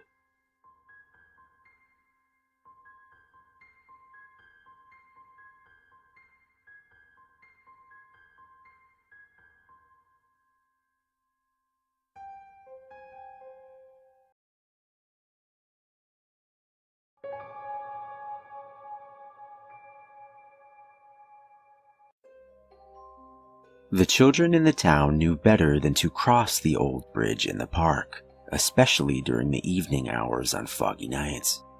Even the grown-ups stayed clear, knowing that those who dared venture out were doomed never to be seen again. And everyone knows grown-ups are usually pretty naive when it comes to such matters. They had even made an effort to stop people from crossing the bridge by making a gate that closed every day an hour before sundown to block access to the park. The grown-ups seemed so proud of themselves for protecting the little ones, and so the children didn't have the heart to tell them that it was a waste of money, better spent buying birthday and Christmas presents. Everyone knew better than to cross the bridge, so there was no reason for a gate at all. Unfortunately, Eleanor was nobody, and even if she was somebody, she was still a very stupid little girl. Born and raised in the next town over, little Eleanor had only recently moved when her parents divorced and her father and new stepmother got full custody of her. Though she fancied the idea that she was just too clever to get along with the other children, the opposite was in fact true. She was nearly as ignorant as a grown-up, constantly questioning things and demanding evidence for every trivial truth. Some of the harsher rumors claimed that she didn't believe in ghosts, aliens, or even the completely inarguable fact that the 4th grade homeroom teacher, Mr. Mason, was a werewolf-demon hybrid from Heck who worked for the devil himself. Thus, Eleanor had rightfully replaced paste-eating Patty as the village idiot. Even so, Eleanor was very prideful. No matter how much the other children chastised her for saying silly little things like, "There's no such thing as baby-biting sewer clowns," she persisted. It wasn't long before everyone started avoiding her, fearing that her blatant disrespect of the supernatural made her dangerous and unlucky. At first, Eleanor didn't seem to mind too much, as her vanity deluded her into thinking that she was better off alone anyway, since apparently she was just so much more intelligent than all the other children anyway. Still, even nobodies get lonely, and so when she heard the other children discussing the matter of the old bridge in the park, she couldn't help but butt in. "Oh, come on. How is a bridge going to eat children? It's just a bunch of stones." The children had heard her say many strange things, but now she had gone too far. Even the grown-ups knew how dangerous the old bridge was. A few of the kinder, more patient ones gave Eleanor a pitiful glance, reminding themselves that she didn't know any better. But while things like Mr. Mason and the sewer clowns were survivable, the old bridge in the park promised at least a bazillion% chance of never being seen again. Sure, the children hated Eleanor, but they wouldn't wish such a fate upon even the worst of little girls. They begged and pleaded with her to drop the subject as she demanded proof and credible sources of information. Some were valiant enough to promise to invite Eleanor to their birthday parties if she'd only promise never to cross the bridge. But stubborn little Eleanor wouldn't listen to reason or bribery. She swore to them that she'd prove that the old bridge was nothing to fear using a hand-me-down video camera she'd received on her 9th birthday. "Tonight I'm going to cross the old bridge," she said, "and then you'll see how foolish you all are." There was no way to stop her from killing herself without putting some effort into trying. Distraught, the sweet and generous children decided they'd try and be nice to Eleanor on her last day alive. All except Patty, who wasn't too keen on being the stupidest child in school again. Eleanor didn't appreciate their efforts. That night, Eleanor snuck out of the safety of her home, biked to the park, and struggled over the gate. Tonight was particularly foggy, and it took her longer than expected to get to the old bridge. Apparently, the gate wasn't the only precaution the grown-ups took. They had also changed the paths around, so that the only way to get to the old bridge was by following the winding deer paths through the marshy woods. It was eerily quiet. No owls hooted and no crickets chirped. Any reasonable person would have recognized the silence as an omen of horrible tragedy to come, but not a girl who denied even the existence of moon vampires. Armed only with her reckless self-confidence and a flashlight, Eleanor walked to her own demise. By the time she found the bridge, it was nearly 10:15, widely known in the town to be the most sinister of times. Obviously, this was true. Why else would the grown-ups rush them to their rooms and demand they sleep until the sunrise promised their safety? Eleanor either willingly ignored the time or just didn't know its significance as she turned on the camera. Eleanor gave a cheery smile and said her hellos, almost passing as a normal little girl, until going into a smug little rant about how stupid she thought everyone was, and how she couldn't wait to see the looks on their faces when she proved to them that she was right. She was so self-satisfied that God himself probably considered striking her down with a lightning bolt for being so prideful, but then decided he was better off not wasting his precious time. She lifted her foot to step onto the bridge, but hesitated, as if just for a second the ignorance clouding her mind had cleared. It wasn't too late to turn back. If she chickened out now, the other children would surely only make fun of her cowardice for a few weeks, and as a bonus she'd not suffer what was most likely a horrible death. After an agonizing 12 seconds of thought, Eleanor put her foot down on the stone of the bridge. When she wasn't immediately exploded into confetti or elsewhere injured, she let out a whoop of celebration and started bragging incessantly to her camera. Meanwhile, God was probably reconsidering his leniency. As she walked on, she prattled onto the camera and bragged about how clever she was. All in all, it took nearly 5 minutes of self-righteous babbling before Eleanor realized something was amiss. "This is a very long bridge, isn't it?" Thinking she had misjudged the width of the river, Eleanor peeked over the railing only to see there was nothing below her. "And it's so foggy I can't see a thing. Maybe people have gone missing because they fell off." Despite her efforts to see the river, the fog made it impossible to find it. But it had to be there, right? And so she continued on, every step making her more and more anxious. At this rate, the camera was going to run out of batteries. Any rational person would have turned tail and run screaming like a banshee that had stepped on a Lego. But again, Eleanor hesitated. She checked the time on the watch she had borrowed from her stepmother as if it would tick out. "Nope, everything is perfectly normal. Do carry on," in Morse code. "This must be broken. Surely I've not been walking for a whole 30 minutes. Her panic only rose when she checked to see how long the camera had been recording. Eleanor hadn't pressed the button, and all this time she'd been talking to no one like a complete maniac. Before she had time to swear aloud, her flashlight had the nerve to flicker. Not only had she forgot to record this experience, she'd left her spare batteries at home. Eleanor was in trouble, though she didn't yet realize how much trouble she was in. Even now, she thought the worst that would happen is she'd get lost on the way home without any light to guide her way. Her shoulders slumped, and with a pout, she turned around to head back before her batteries died completely. She felt almost as dumb as she was, wandering into the woods so unprepared. Cockiness killed the cat, Eleanor supposed. Though by killed, she actually meant non-lethally inconvenienced. Maybe she'd try again tomorrow night. It felt like 3 hours passed, but in reality it was closer to 2.5. Eleanor, patron saint of not believing anything without proof, ignored the very real evidence of her stepmother's watch telling her it was nearly 1 in the morning.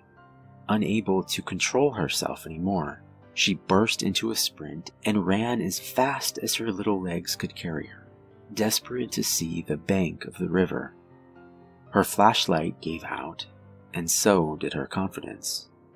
She screamed as loudly as she could and fell into a heap onto the cool stone of the bridge. What was she supposed to do now? Turning back clearly wasn't any good, and seeing as the park was closed, there was no one around to hear her pitiful cries for help. And so, Eleanor gave up. Instead of running around screaming, she opted to just sit there and wait for the sun to come up. Surely it'd be a waste of energy to do anything more. Hours passed by, slower than maple syrup right out of a too-cold fridge. Eleanor did anything she could think of to pass the time, practice multiplication in her head, figure out what she'd tell her father when he found out she'd been out all night wandering the woods. Anything but acknowledge that maybe she'd never get off this bridge alive. Though instead of fearing monsters, she was still afraid of earthly things like dying of wolves or boredom. To prevent at least one of those things, Eleanor put on her camera, for real this time, and began recording her goodbyes.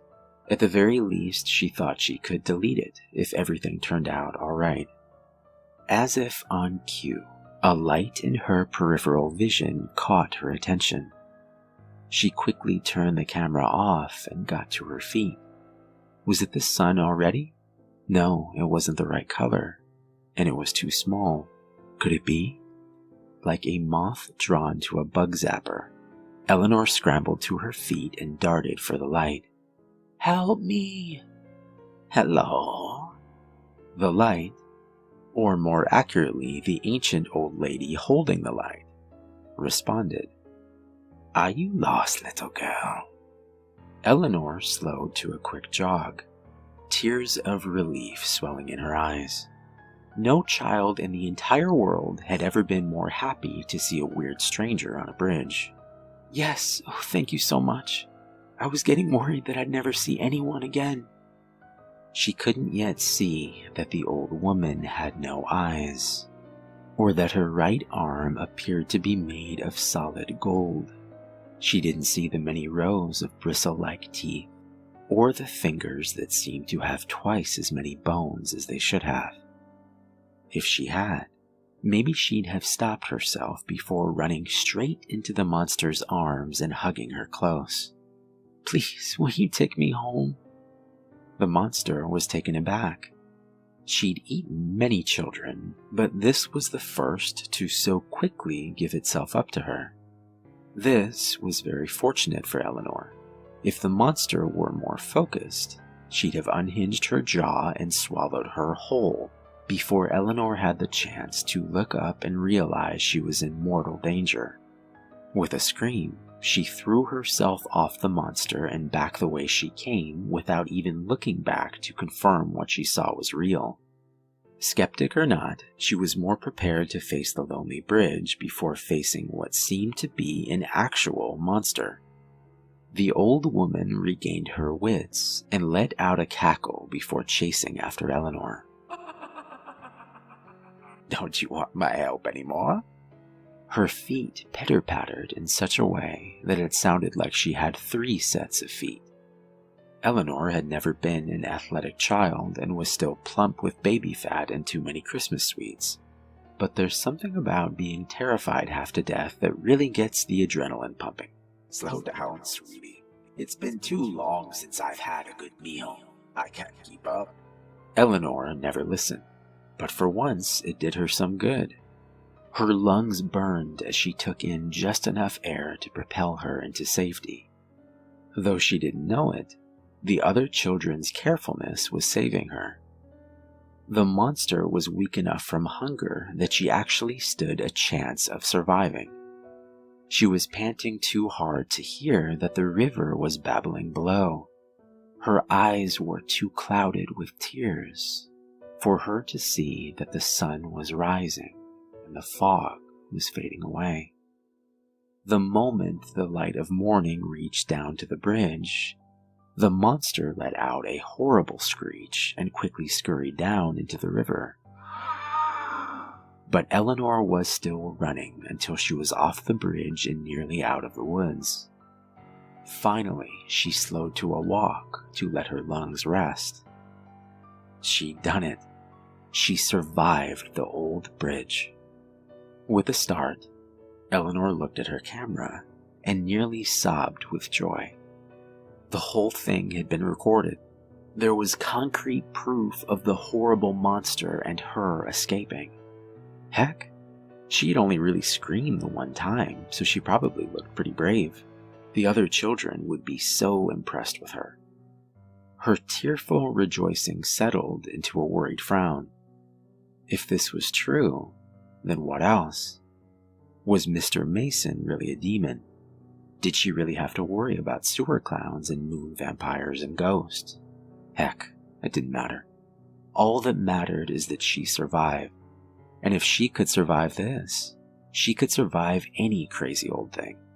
Her confidence rose again. No longer was she blind to the world around her. Now she knew better, and she'd use her knowledge for good. Where did that bridge monster come from? Clearly it was weak to sunlight and could only live in darkness. Maybe she could destroy it, but she would need help. The other children knew things, but they were too afraid to fight them. It was time for that to change. Things in this town were going to be completely different from now on. Together, they would rid this town of whatever monsters may plague it. Eleanor sprinted off the bridge and through the woods, breaking out into the road leading back home. The truck had seemingly come out of nowhere, flattening Eleanor before she knew what hit her. Literally. And thus, the first child ever to survive crossing the old bridge died. Not because of the monster that haunted it, but because she was too stupid to look both ways before crossing the street.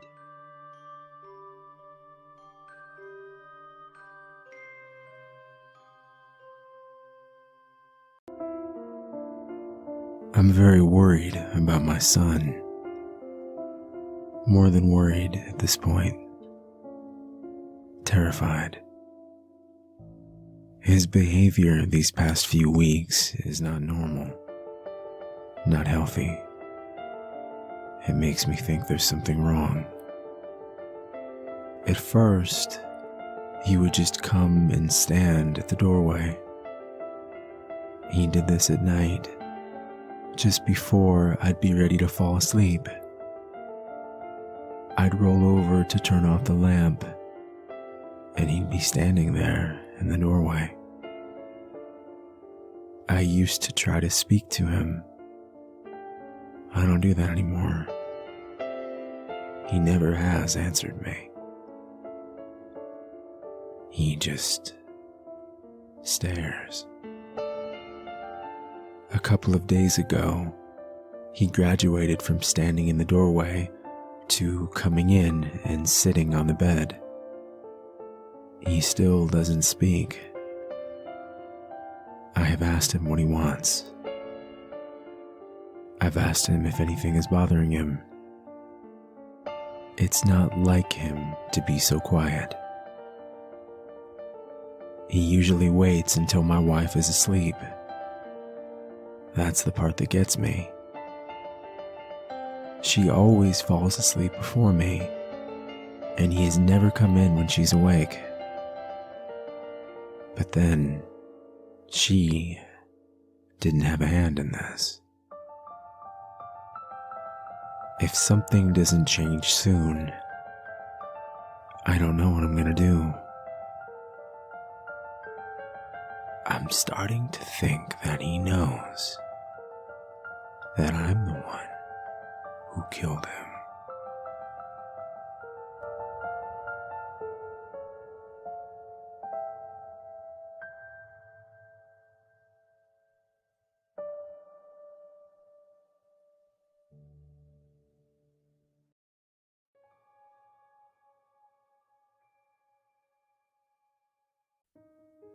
So first things first, my name isn't Joe.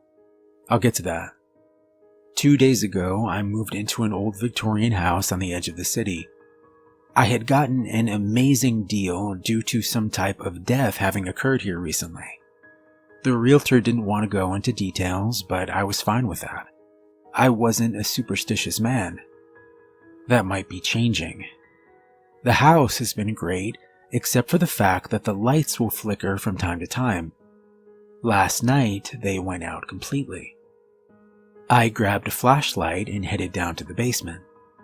I had been in such a rush to purchase the home at a great price that I realized I didn't even know where the fuse box was.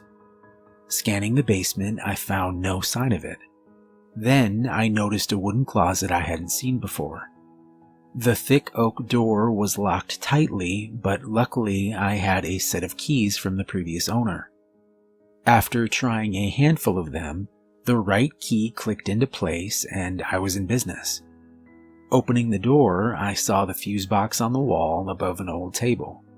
I tried different switches and then suddenly the power came back on. When I pulled the old chain that worked the light bulb above me, what was on the table came into view. It was crowded, but one thing stood out. A dusty Pikachu doll sat staring at me. As I took a step closer, I also noticed a series of papers next to it. Chuckling, I wondered if the previous owners had forgotten the little fella. I wasn't one for Pokemon, but I'll admit this thing and the smile on its face were adorable. Now, this is where things get interesting. As I picked up the series of papers next to the doll, I started to realize that they were letters from the previous owner. What follows is an account of those letters. I'll let you decide what to believe. My name is Joe, and I am a doll. It wasn't always like this. I had a life once. I had a middling attractive, somewhat loving wife. I had 2 children, a boy and a girl. They were pretty good despite the fact that they never cleaned up their toys, shoveled the driveway when it snowed, or held the door for old ladies. Kids, right? You get my point though, I haven't always been a doll. I don't remember how I died, but I'm pretty sure someone killed me. After death, not everyone can recall their last moments alive. I'm not sure what happened, but I do remember when my heart stopped beating. I was living life to the fullest one moment, then the next, my soul was floating around, bumping into everything in the room. Would you even call it a soul? I don't know the correct terminology, but whatever I was weightless and floating. Floating. After a few minutes of cheerfully bouncing off dressers and ceilings, I happened to glance down and notice something strange on the ground below me. There was a dark, perfectly circular hole opening up in the wooden floorboards. The hole was slowly growing in size, I realized, and I watched acrid smoke billow up towards the ceiling. That's strange. I don't remember there being a hole there, I thought. Suddenly, a blinding bright red light poured out from the hole and bathed the room.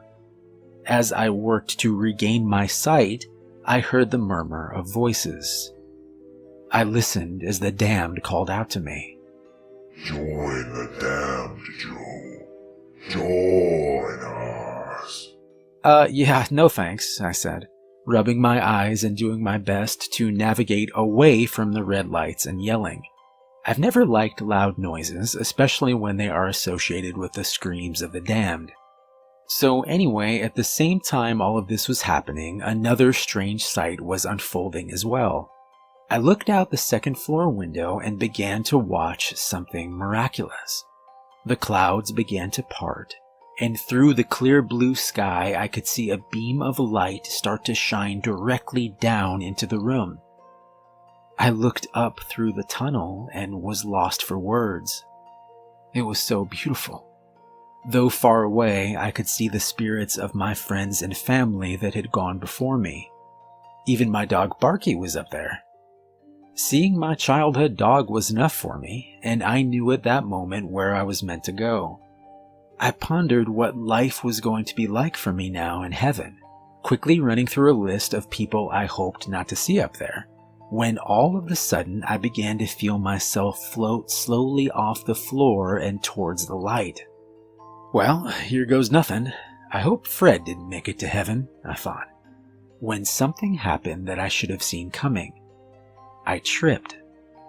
One of my loving children had neglected to clean up their toys again, and this time it was going to cost me eternity with Barky.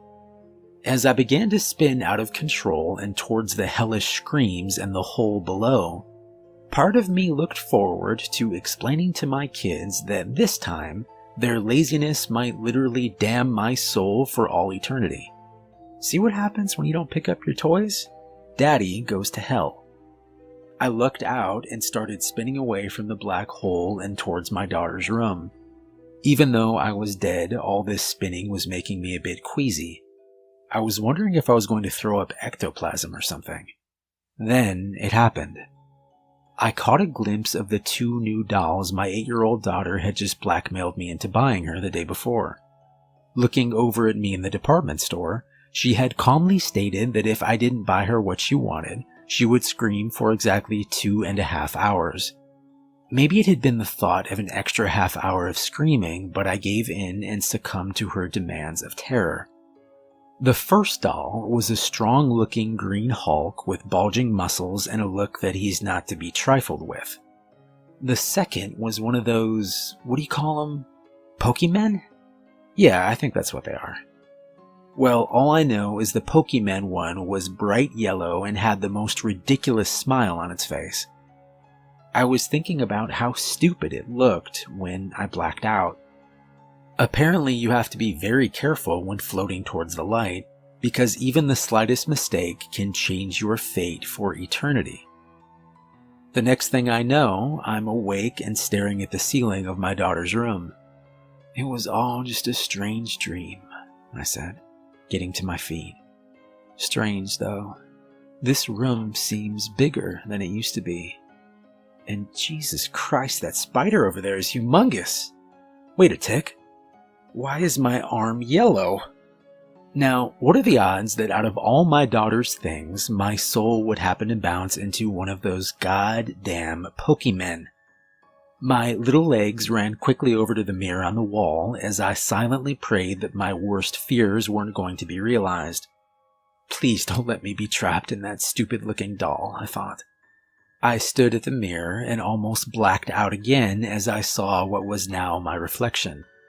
To think, 2 hours ago I'd been drinking a beer and living life to the fullest, and now I was a yellow Pokémon doll with a ridiculous smile forever on its stupid-looking face. Maybe hell wouldn't have been so bad. The voices had sounded friendly at least. Well, I spent the first few hours beginning to come to grips with my new situation. I could move around freely, although I had roughly the agility of a teddy bear. My wife and children came home a few hours later to find my body laying on the cold wooden floor. I watched as my children cried earnestly, and I wondered if I had been there for them when they needed me. Oddly enough, my wife Margaret barely even seemed to notice that I was dead. Maybe she's the one that murdered me. I guess time will tell. I stayed with my children in their rooms for the first few months after my death. It wasn't as bad as you'd think, actually. My daughter would hold me close as she went to bed, and my son even played with me sometimes. I can talk, for the record, but choose not to. I figure talking to my children will end up one of two ways, and both turn out very badly. For now, I'm still figuring out what's best for them. A smiling yellow doll suddenly talking and telling them it's their dead father hasn't seemed like the best idea as of late.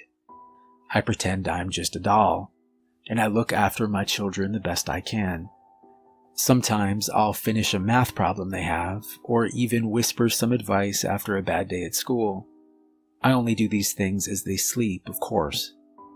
Things continued like this for a while, and Jack and Emma are now 9 and 10 years old. I slowly grew to love living in their room, seeing a deeper side to my children that I'd never even noticed when I was alive. I now had a chance to listen to their thoughts and hear them talk about their big dreams and little tragedies from day to day. Now, this is where the story really begins. Last night around midnight, I watched as the window slowly creaked open to my children's room, and something came in. I couldn't make it out, but it was taller than a man and its eyes glowed pure white. Before they could scream, the thing waved its clawed hand and my children fell into a deep sleep. It walked over slowly, then paused as it reached the bed. I think it was deciding which one of them to take. After a few dreadful moments, it reached out its long arms and chose Emma. Anger built up inside of me at this evil thing and how helpless I was to stop what was happening. I thought about fighting it, but I'm just a doll, man. This, whatever it was some evil creature of the night. In my current state, I didn't have a chance. Be that as it may, though, I wasn't about to just let it take my daughter. Before the thing could pick her up completely, I quietly stowed myself away in the soft blanket surrounding her. Leaping out the window hastily, the evil thing flew into the night. I could hear the rhythmical flapping of its wings as I clung to my daughter. I was beyond terrified that it would drop Emma, but all I could do was watch. After what seemed like hours, it landed in a dark set of trees and made its way on foot through the thick brush. Trying hard to memorize our route as we went, I watched carefully as we approached a series of caves. I couldn't see in the darkness, but after a few more minutes I felt it lay my daughter on the ground and leave. I've tried waking my daughter, but nothing has seemed to work. She is in a deep, deep slumber. I don't know when the spell is going to wear off, and I don't know what it wants, but I don't want to wait around here and find out. Even though I'm just a doll now, Emma is still my daughter. I'm going to save her somehow. I have to try. After a short while of thinking, I knew there was no way around it. I was going to have to speak to her. Maybe then she'd wake up. If it worked, it was going to be interesting trying to explain things to her. I took a deep breath into my little tiny lungs, got closer, and screamed as loudly as I could into her left ear. Probably not the best idea. Emma screamed louder than any little girl has ever screamed, jumping up and curling herself against the wall. Emma, it's me. It's Dad," I said. After a moment, I could hear her words reach out to me in the darkness. Dad? Yes, honey, it's me. But before I could continue, she interrupted by walking closer and screaming again at the top of her lungs. "Dad, there's something moving on the floor." "Well, honey, that's the thing. Now, I was hoping to wait till you were older to have this talk," I replied. Time seemed to stop as she put two and two together. You're Pikachu?" she asked, bewildered. "No, sweetie. I'm one of them Pokémon," I stated calmly. My daughter continued to stare blankly, and I began to fear she was going to fall into a confusion coma or something. "Emma, sweetie, I died. And then before Daddy could go to heaven, I tripped over one of your toys that I told you to put away, and I ended up in this Pokemon doll. And then I stayed with you and your brother and watched over you. And then an evil monster with wings came into your room and cast a spell on you. And then I hid myself away to protect you. And then he set you down in a cave. And then I screamed really loudly into your ear. And now you know Daddy is a Pokemon. Make sense now?" She shook her head. "Okay, do you remember the monster that took you out of your bed?" Emma nodded yes. "Well, honey, he's going to come back, maybe soon. I need to get you out of here," I said. "Dad, can I just ask you one more question before we go?" I nodded. "Why didn't you ever tell me?" My heart sank. "I didn't want to scare you," I replied, reaching my hand up to grab hers. I watched as my daughter thought it over and then took my hand. Maybe something told her it was me after all. Though it was pitch black in the caves, my current body seemed to provide just enough light for us to see. We silently made our way through what seemed like a labyrinth, hoping that we hadn't made too much noise earlier. Maybe the thing hadn't hurt us after all. I could feel the light breeze of the wind up against me, and I think we were almost near the surface when we heard something. It sounded like the soft crying of a child, maybe a boy. I wanted to keep going, but I felt my daughter tug on my hand. "No, Dad, we have to go help whoever it is. We can't leave them down here," she whispered. As I stared up at my daughter, I realized she was a far better person than I was. I knew the crying might be a trick, but I also saw courage and determination in her eyes. I would try not to let her down this time. "Okay, honey, but let's be careful. It might be a trick," I said. As we followed the sound of the child, suddenly a large cavern opened up in front of us. Under any other circumstance, the sight would have been breathtaking. The walls and ceiling all around us were covered with some type of crystals. Every color you could imagine shone and blazed forth. It was beautiful, but we had no time to stop and stare. Had the crystals not lit the cavern, the next step would have been our last. The vast room in front of us had no bottom. A narrow bridge made out of the crystals seemed to almost float from our feet to the other side of the cavern. The boy was at the end of the bridge. His crying had stopped as he'd seen us approach, and now the three of us stared at each other. I would never have let my daughter cross something so dangerous, but before I could tell her to stay put, she was halfway across and headed towards the young boy. Pushing my fear of bottomless caverns aside, I rushed to catch up to her as we stood together in front of the boy. His hands and feet were bound, As we fumbled with the ropes, he spoke. "Who are you guys?" he asked. My daughter answered back. "Well, I'm Emma, and that's my father now, I guess." I waved up at him. "Your dad is Pikachu?" he asked Emma politely. But before either of us could respond, we heard it. The monster had returned. Looking across the shining bridge, we stared across at the thing that had taken my daughter. It towered over us, and its pale white eyes seemed to cast a new color upon the room. I put myself in between the children and onto the bridge. "Stay back. Maybe I can distract it while the two of you run past," I said.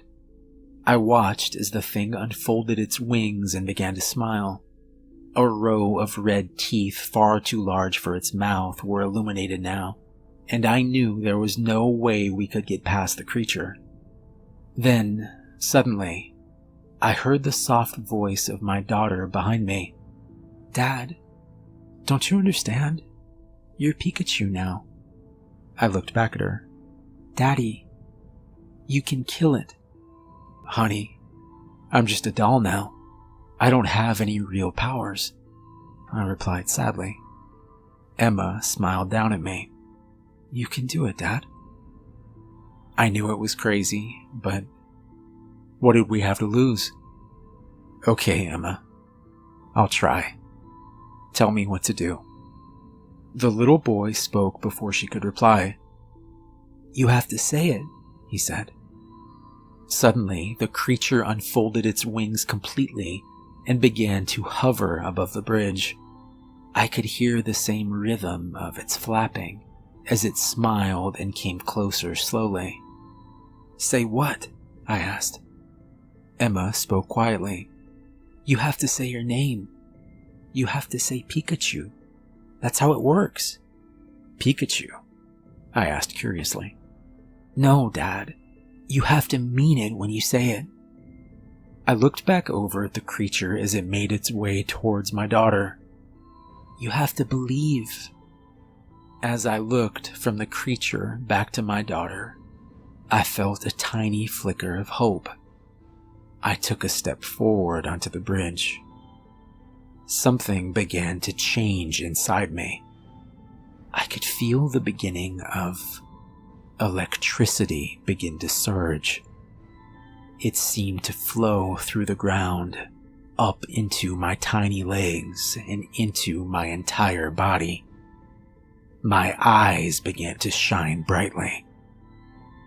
Pika. The beginning of the spark. Pika. Sparks began to fly all around me now. The creature stopped smiling as my eyes glowed white. Pikachu!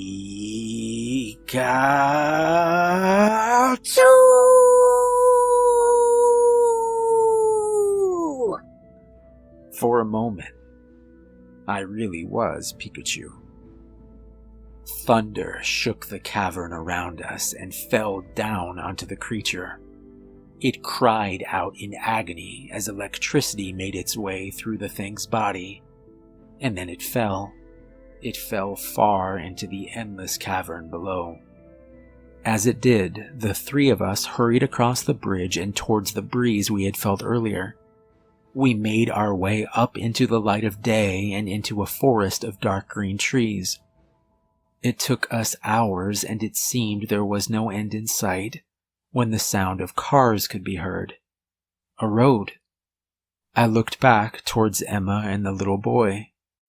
"I don't think we can tell anyone," I said. Emma stared down at me. "What should we say?" she asked. I thought for a moment. "Tell them the truth about being taken, but never tell anyone about the creature you two saw.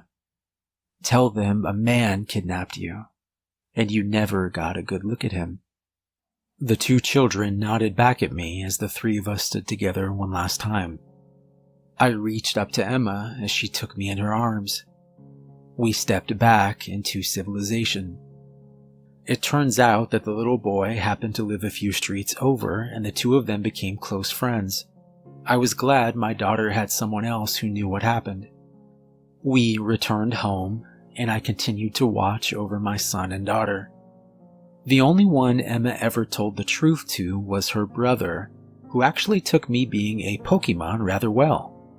Things went like that for a while, and then I started to notice a change in myself.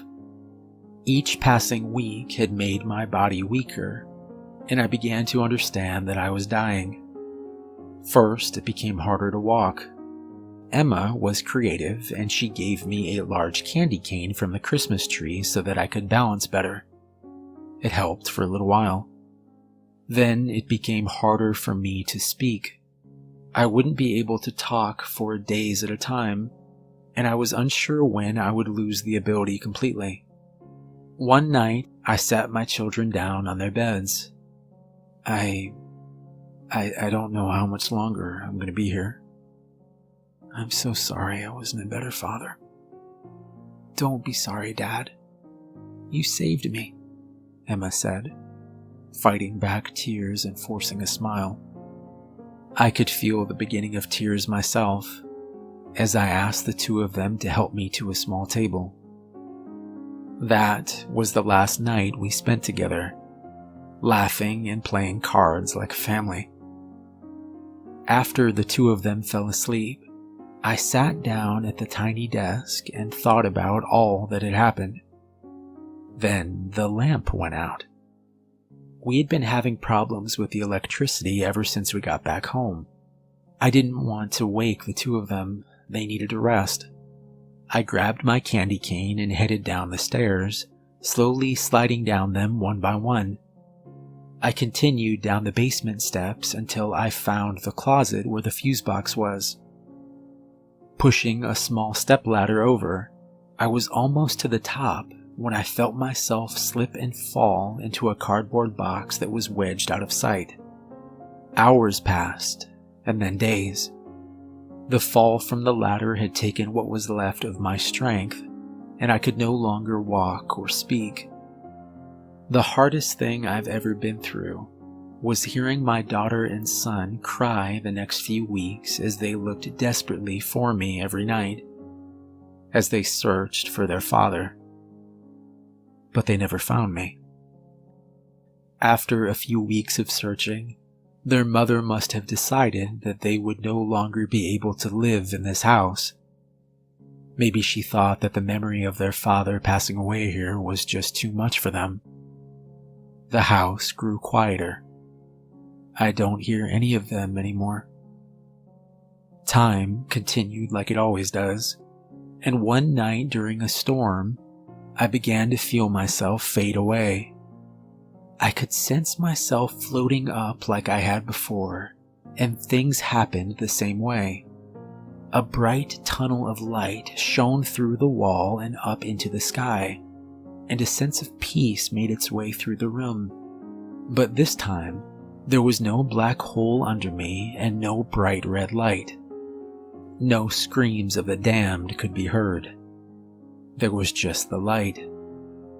My soul made its way upwards, and I was just about to enter the tunnel when something unexpected happened.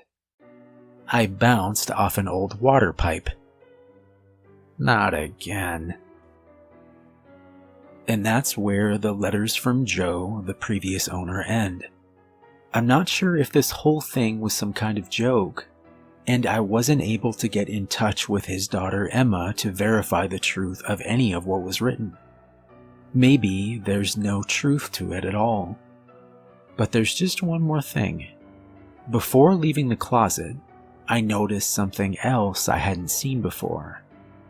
A brand new Iron Man doll sitting against the wall on the table. Smiling, I propped open the door and headed back upstairs.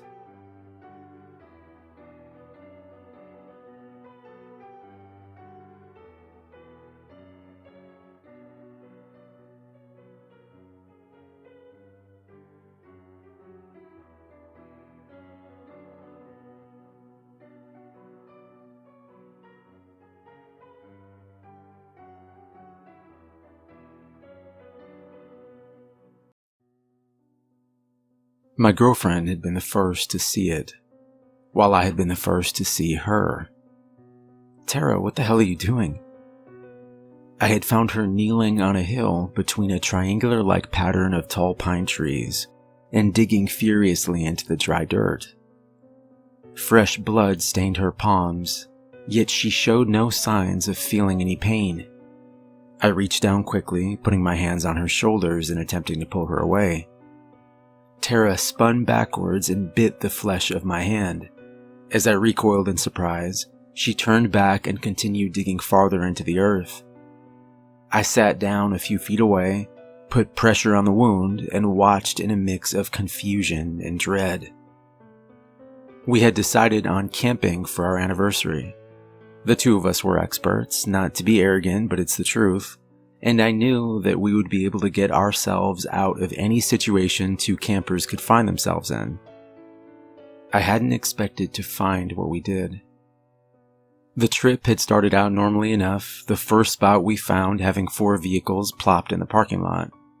"Nah, let's go farther," she had said, smiling and kissing me softly on the cheek. "I want us to be alone." I smiled back. I wasn't about to argue. We went 30 miles farther north, and this time when we arrived at the campground, there wasn't a soul in sight. In fact, the place looked almost abandoned. An eerie feel, you know? A dumpster or two knocked over, I assume from bears, and the vines and various brush were starting to creep over the path and take over completely. We walked for 3 hours, stopping occasionally to kiss, and always joking about school. "When you graduate." "You mean if you graduate," Tara had said. I flashed her a sarcastic look, but couldn't hold back a smile. As the sun was starting to retreat behind the steady backdrop of mountains surrounding us, we had seen the shape of a snake slither off the side of the path. Tara screamed, running a few yards in the opposite direction.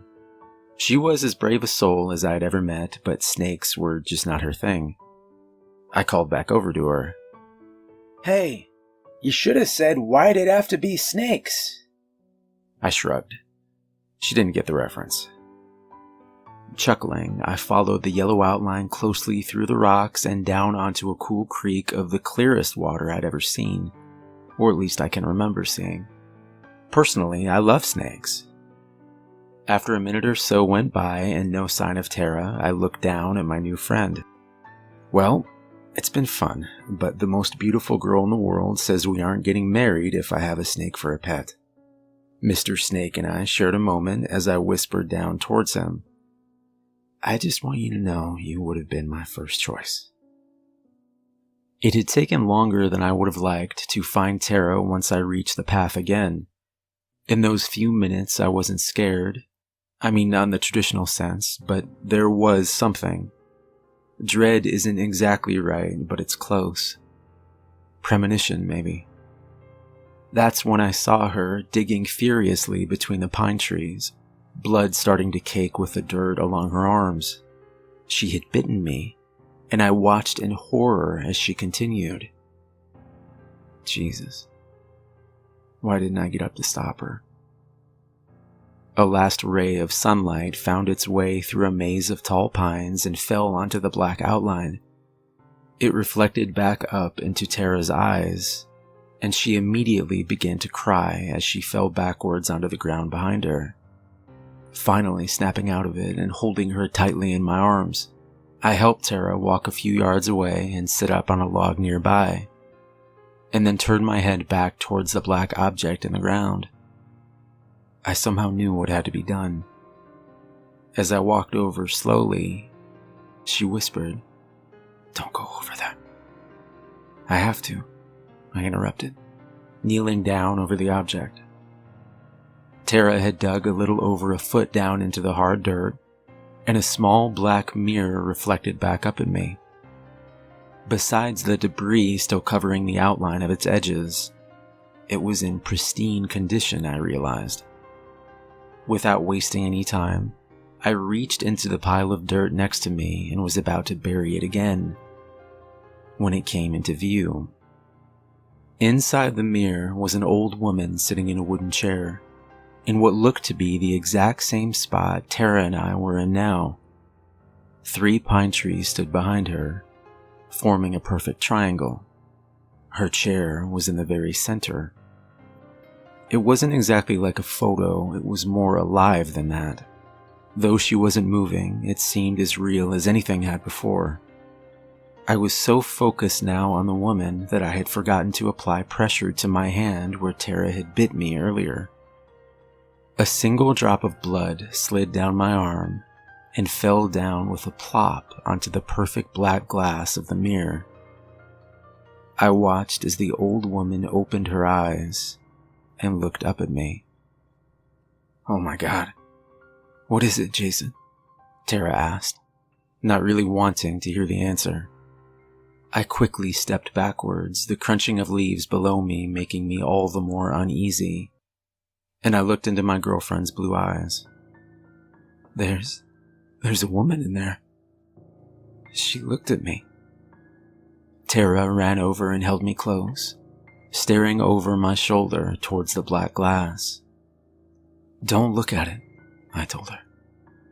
The sun continued down over the horizon, and I realized it was growing dark far too quickly for my liking. I put my hands on Tara's shoulders and summoned my courage. "I think we should break it." Her eyes drifted back towards the object, and a swell of emotion rose and then fell over her face. "No." "Why not?" "We're not breaking it," she replied. I looked her over. "Then we bury it." I'm burying the thing. Period. And before she could reply, I walked her over to the log and sat her down. "Stay here." Seeing how angry she still was, I knelt down in front of her. "You have to trust me." The resentment fell away, and she hugged me close. I'm sorry." "You're right. Bury it." I nodded, walking back over to the object and covering it up with as much dirt as I could, all the while making sure not to look back down at the woman. Every fiber of my being wanted to, but I resisted. After a few minutes, dirt fully covered it again and rose up an inch or 2 from the ground. But it wasn't packed tightly, and the thought occurred to me of someone else or some animal digging it up. I grabbed 4 of the heaviest rocks I could find and set them down on top. "There," I said, wiping my brow. "Now, before it gets dark, we have to get as far away as we can." Tara nodded, and we made our way back towards where we had came from. As we quickly moved down the trail, we made good time, and even after the sun set, our flashlights were strong enough to keep us going at a good pace. Until she felt it. "Jason, I need to sit down," Tara said weakly. I sat down with her. I noticed that she looked thinner, almost frail. "I think it's my hip. It really hurts," she said, reaching out to hold my hand. I looked around and then back at her. "We can't stay here, Tara," I replied, attempting to help her up. Stop, she yelled. "I think it's broken. Did you fall or something?" I asked.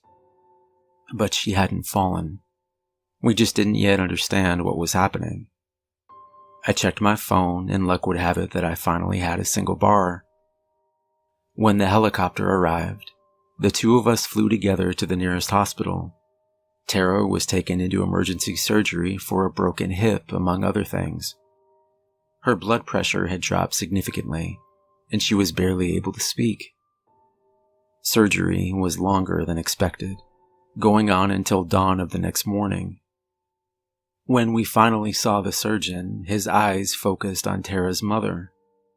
"Please come with me for a moment." I stood to come with them, and he motioned towards me. "I'm sorry you'll have to stay here. Only immediate family, and it's okay," her mother insisted. The surgeon nodded and led us into a more private room. "Please sit down." "Is she okay?" Tara's mother asked. "She made it through surgery, but..." He trailed off. "But what?" I replied. He swallowed nervously, and his eyes drifted down and onto the wooden desk in front of him. I've never had an operation like this before." He took a deep breath. "This isn't a medical diagnosis, but she seems to have aged." Tara's mom and I exchanged a confused look as he continued. "I've never seen anything like it." "I want to see her." Before he could reply, I continued. "I want to see her now." He nodded, and after a moment he rose and led us to the room she had been given. Tara's mother fell back against the wall and began to scream as she saw her daughter's body. My girlfriend looked over at us, her face withered and something beyond frail. She looked to have aged 100 years or more. I rushed over, pushed away the shock the best I could, and held her hand. "What's happening, Jason?" she asked weakly. It's been 5 days since that night, and Tara is still alive for now. I've wanted to talk to her. I've wanted to go over the plan I have, but she's only awake for a few minutes at a time before fatigue takes over and she falls into a deep sleep. I think that I have to go back. I think I have to go back to those hills and those pine trees. I think I have to dig it up again. This time when I see it, I'm gonna break it.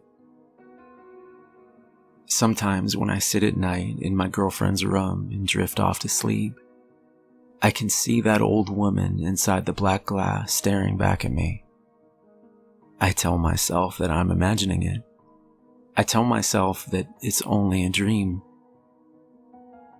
There is something that haunts me, though. When I close my eyes and see her, the old woman staring back at me isn't old at all anymore. She's young.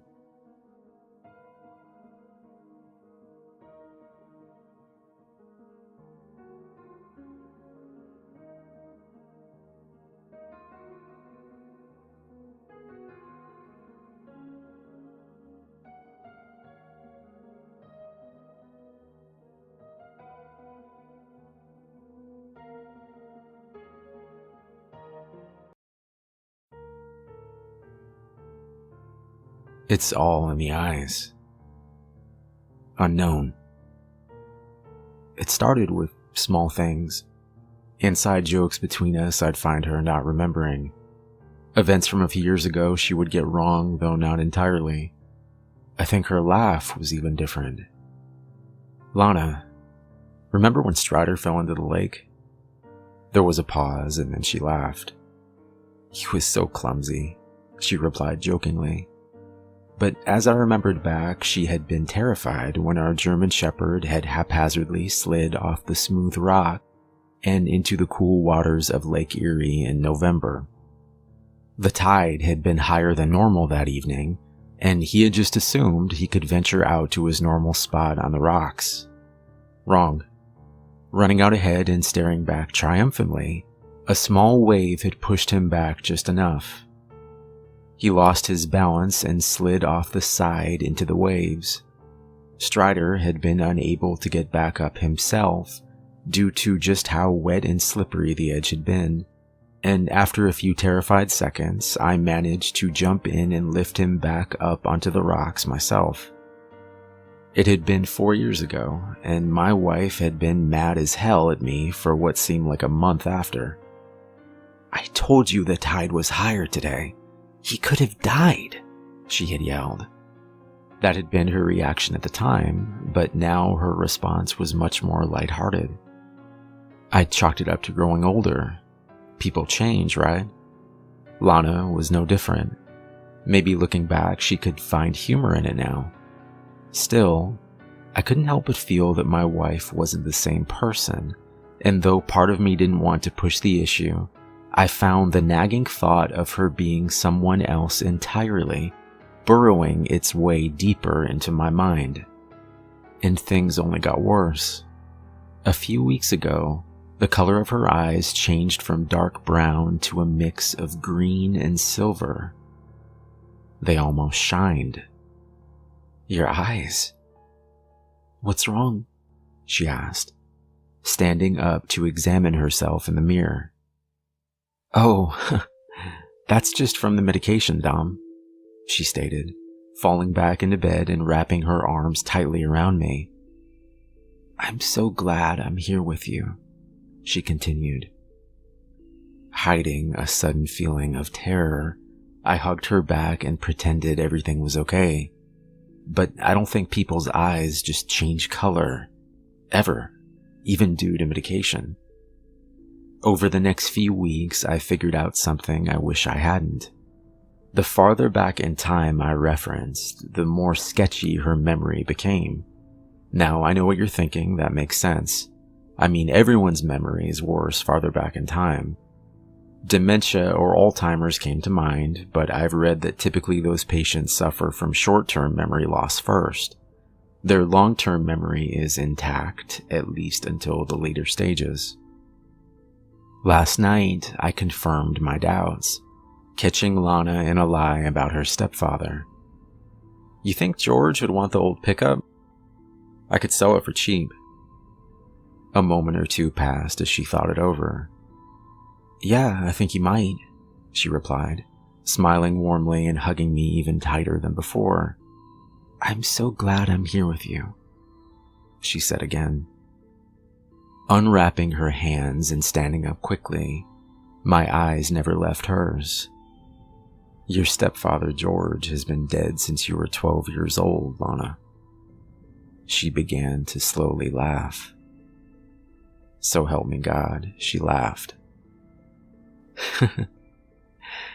I guess I knew you'd figure it out eventually. Your wife, Alana, has been dead for 7 months. Fear gripped me, and I knew her words were true. Running now to the door, her voice behind me became more frantic. But it was too late. I was down the steps and running into the pantry. I was planning to grab my phone. I was planning to grab the keys. I was planning to... Stop right there, the menacing voice said. Somehow, in my frenzied state, I hadn't noticed 2 tall, dark-haired men standing just inside the back door. They both carried a handgun, and my sudden entrance hadn't surprised them at all. Where are the photos? The man in charge asked. What? What photos? Who the hell? He whipped the pistol across my forehead. Nearly passing out from the pain, my eyes began to sting as the red washed across my brows and began to drip down onto the linoleum floor below me. I stared up at the 2 men. Who are you? The younger man kept his eyes on me, but spoke to the man in charge. Maybe he doesn't know. I could only stare up in confusion as the 2 men discussed what to do next, then continued. A few months ago, your wife saw something she shouldn't have. She must have told you. The man in charge examined my face. Laughing was all I could do to keep it together at this point. I don't know what the fuck you're talking about. His eyes became more serious as he walked over and set the tip of the gun against my temple. We want the photos. I don't have your photos. An idea occurred to me. Maybe you should ask my wife. The tall man grinned. We did ask her, he replied with a hint of satisfaction. Right before we buried her. A moment passed between us, and the younger man pointed the gun back towards me. He doesn't know anything. Let's kill him. We can search the house after. No, the tall man interrupted. Too loud.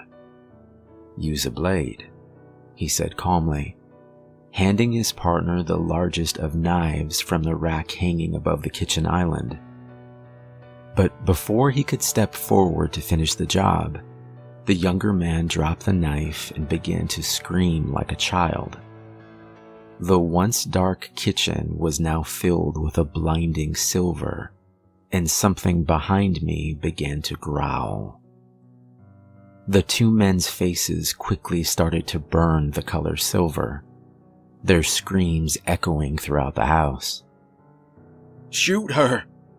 one of them yelled as red-hot silver began to drip from his cheeks. A hail of bullets flew across and towards the figure behind me. And then the scream stopped. The only remainder of the men being two distinct piles of pure silver. The nauseating fumes nearly caused me to pass out, but somehow I managed to stand. Using what was left of my strength, I walked over and sat down next to the body of my wife Lana. At least one of the bullets had lodged into her chest. She was still breathing. Looking into the silver eyes that had once seemed cold, I now saw a warmth and love in them. Holding her hand, I had to ask, "Who are you?" There was sadness then. "Don't you remember? I'm your guardian angel."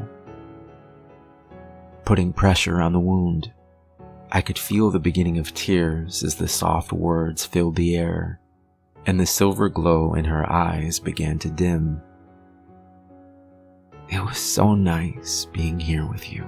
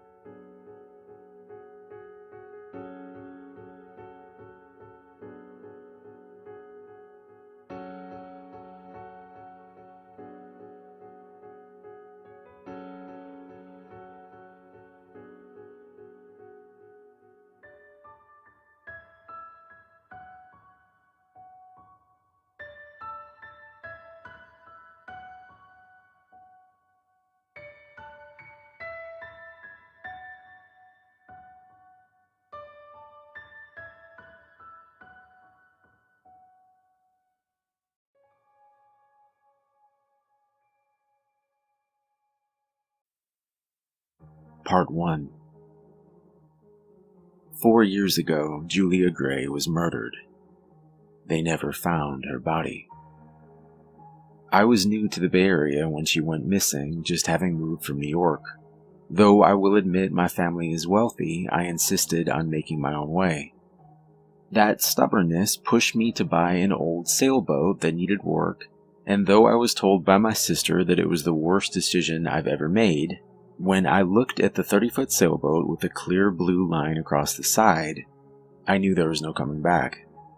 I've lived on the boat since I've moved here, and I pay far less than almost anyone in the area. Around the time when I heard the news of the young woman gone missing, I started to learn how to sail. The first time was terrifying, I'll admit, as I had no idea what I was doing and my boat was not yet in proper condition. I nearly crashed into the rocks lining the marina before the luck of the wind somehow pushed me out towards the bay. If you're old enough to have learned to drive, maybe you can understand the experience. When you first operate the controls of a boat, you have no idea how it's going to tilt and turn and go. You have to just take a deep breath and see what you're really made of. I think Kurt Russell said it best. The best way to find out is to get her out on the ocean. If anything is going to happen, it's going to happen out there. Truer words were never spoken. Well, I survived my first trip on the boat. In fact, over the next few months, I did indeed learn to sail. Sometimes I would get into jams when a wind would pick up out of nowhere. Sometimes a basic failure that I couldn't yet solve would cut the engine out. But I learned as I went, and it began to seem like the wind was always on my side. It was always there to get me home. The night Julia's ghost visited me began like any other, except for the storm. My God, what a storm. Even though the harbor and breakwall around the marina are there to protect you from the weather, this night they couldn't stop what was coming. The tide was higher than I'd ever seen it, and each howl of the wind brought huge waves of dark water over the wall. I drank 2 beers hoping that I could sleep through the howling, and somehow I did. I slept for a time until something woke me up. I could feel the space was colder than before and noticed the wind had gotten even more fierce. I worried the lines holding my boat to shore had loosened in the storm as I threw my feet off the bed and opened my eyes. What I saw was horrifying. I stared through the passageway that led to the outside door and saw a figure standing in the next room over. I always left a single light on, and it brought just enough light to see her shape clearly. The hatch had been opened and her dark hair blew in the wind that the storm had brought with it. Her white dress seemed to glow in the light, yet I couldn't see her face. All I could think of was to close my bedroom door and wait it out until the morning.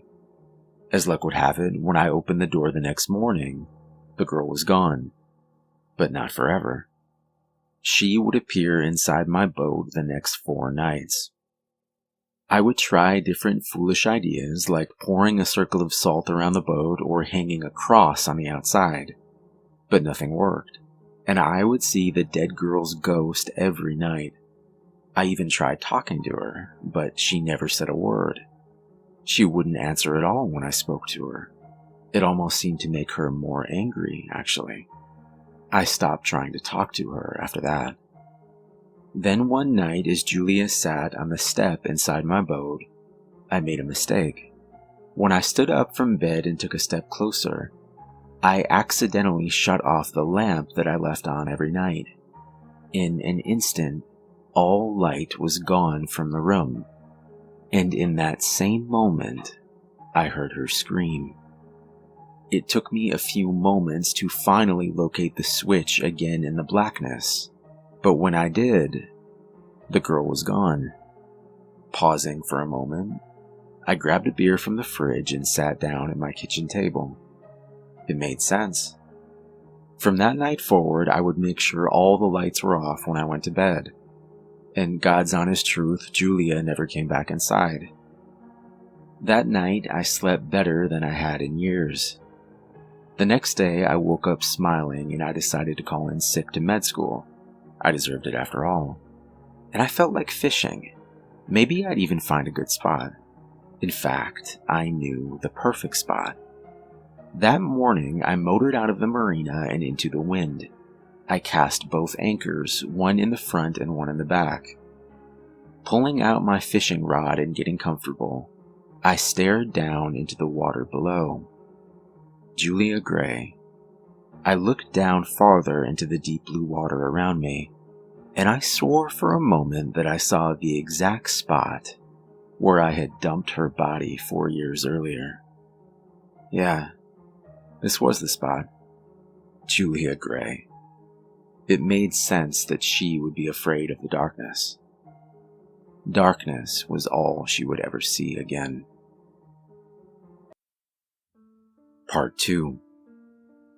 I was living in New York and had just begun my first year of residency when my life changed forever. Working as a surgical resident was extremely demanding. We were on call between 60 and 80 hours a week. There was no time for a social life or any kind of life for that matter outside of work. Then one sunny Tuesday afternoon, I was eating lunch in the hospital atrium when Julia asked me if she could join me. Julia was one of those girls you don't say no to. She was smart, funny, and drop-dead gorgeous. She always had an air of flirtatious mischief about her. Julia worked as a nurse's aide, mainly in the children's cancer ward. She had this great ability to get the kids laughing. Julia joined me for lunch and we ended up talking for 2 hours, at the end of which I asked her on a date. "Perhaps," she said, smiling. Then she handed me her number. I called the next day and we made our plans. It was 6 days until I had a free night, the longest 6 days of my life, and I needed to do a preoperative check on one of the patients in the children's cancer ward. Hoping to run across Julia, I surveyed the room before walking over to my patient, Clara. Clara was a very serious 8-year-old. I asked her a list of questions, then we just talked for a while. Before leaving, I asked if she was nervous about the surgery. She said no, then paused and looked me straight in the eyes. "You like her, don't you?" Before I could answer, she continued, "She's not nice. She pretends to be nice, but she's not." Just then, I heard the door swing open and I saw Julia stride in smiling and holding a giant cluster of balloons. She tied one to each bed while she continued laughing and talking. Clara watched silently. Saturday finally arrived. I made some suggestions for plans, but Julia said she preferred spontaneity. We spent the entire day together just wandering around the city, and we both agreed that we'd never had so much fun doing nothing. Only one thing marred an otherwise perfect day. I had a dog, a golden retriever named Casey, and I told Julia that I needed to stop at my apartment to let him out. Now, ordinarily, after I walked up the 3 flights of stairs and unlocked my apartment door, I would grab the leash and Casey would race past me down to the ground floor. But today, standing in my doorway with Julia, I found Casey had stopped mid-room. He sat frozen, staring at us. I grabbed his leash and called for him, but he backed up into the kitchen and refused to budge. Julia turned her head towards me. "Maybe he doesn't like strangers. I'll just wait outside, no problem." Casey didn't relax until I heard the downstairs entry door open and then shut. Looking back now, I should have known. Hindsight is 20/20, right? Our second date turned out to be our last. I had the day off, so the two of us decided to spend it hiking in the mountains. It was a beautiful day, and we had just reached the top of a climb that ended in a sheer drop of at least a few hundred feet. Without warning, Julia stepped over to the edge and looked over at me. "If I jump, you jump, right?" "What?" Julia moved forward until the tip of her shoes hung out over the edge. I grabbed her arm, but she pulled away from me, leaning out farther over the precipice. Yanking her back hard, she fell into my arms and looked up at me. "I knew you'd save me," she said. "What the hell was that?" I said, grabbing her arm and pulling her back down the path until we were far away from the edge. We barely spoke on the hike back down, and we drove back to her apartment in silence. Before going in, she looked at me seriously. "You know we're meant to be together, right?" "Julia, we hardly know each other," I replied. Slamming the car door, she walked into her house, not looking back. I had a very busy schedule and didn't see Julia again the rest of the week. Saturday night, arriving home from the late shift, I found a package waiting for me on my doorstep. The return address was from my mom. I took Casey for a quick walk, then had some dinner before sitting down to open the box. Smiling, I pulled out a squeaky toy in the shape of a squirrel and a rawhide dog bone. "It's for you, bud," I said, setting the box on the floor. After a long night, I quickly fell asleep on the couch. A short while later, I awoke to the sound of crying. Casey had thrown up on the carpet and was whining softly. I spent several minutes trying to calm him down, but his cries grew louder and more urgent. I carried him to the car and drove to the animal hospital. 2 hours later, he was dead. My mom hadn't sent any package, nor had my father or sister, and I had what was left of the rawhide bone tested for toxins. The test came back positive for rat poison. I didn't say a word the next day when I went into work at the hospital, just wanting to be left alone. I had my suspicions of who did it, but I needed more evidence. Before I could gather any, I was called into my superior's office. "Sit down, please. I think you know why we called you in here." "Actually, sir, I have no idea," I replied softly. "Well, this morning one of the other workers filed a harassment charge against you. They said you assaulted them." I couldn't believe what I was hearing. "I'm sorry, but we're going to have to suspend you until we finish the investigation." In a state of shock, I emptied my locker and headed down the hall. As I made my way towards the exit, I saw Julia. The entire left side of her face was covered in dark bruises. As I left the building, she gave me a smile. If this was the last thing that happened, maybe I could have found a way to go on with my life. But Julia wasn't finished with me yet. Part 3. Some people need to be killed, but make sure you plan carefully, or they might get you first. And make sure there are no witnesses. I spent a sleepless night in my empty apartment with nothing to do but think. I knew that if I could speak to my supervisor alone, I would have a better chance of telling him my side of the story. So I called and asked to come in. He said he had meetings all day, but I could come in the evening at 8 o'clock. It was Julia's day off, so there would be no chance of running into her. Thank God. Our meeting came and went, and I found myself sitting in my car in the hospital parking lot, wondering how my life had been utterly destroyed in less than a week's time.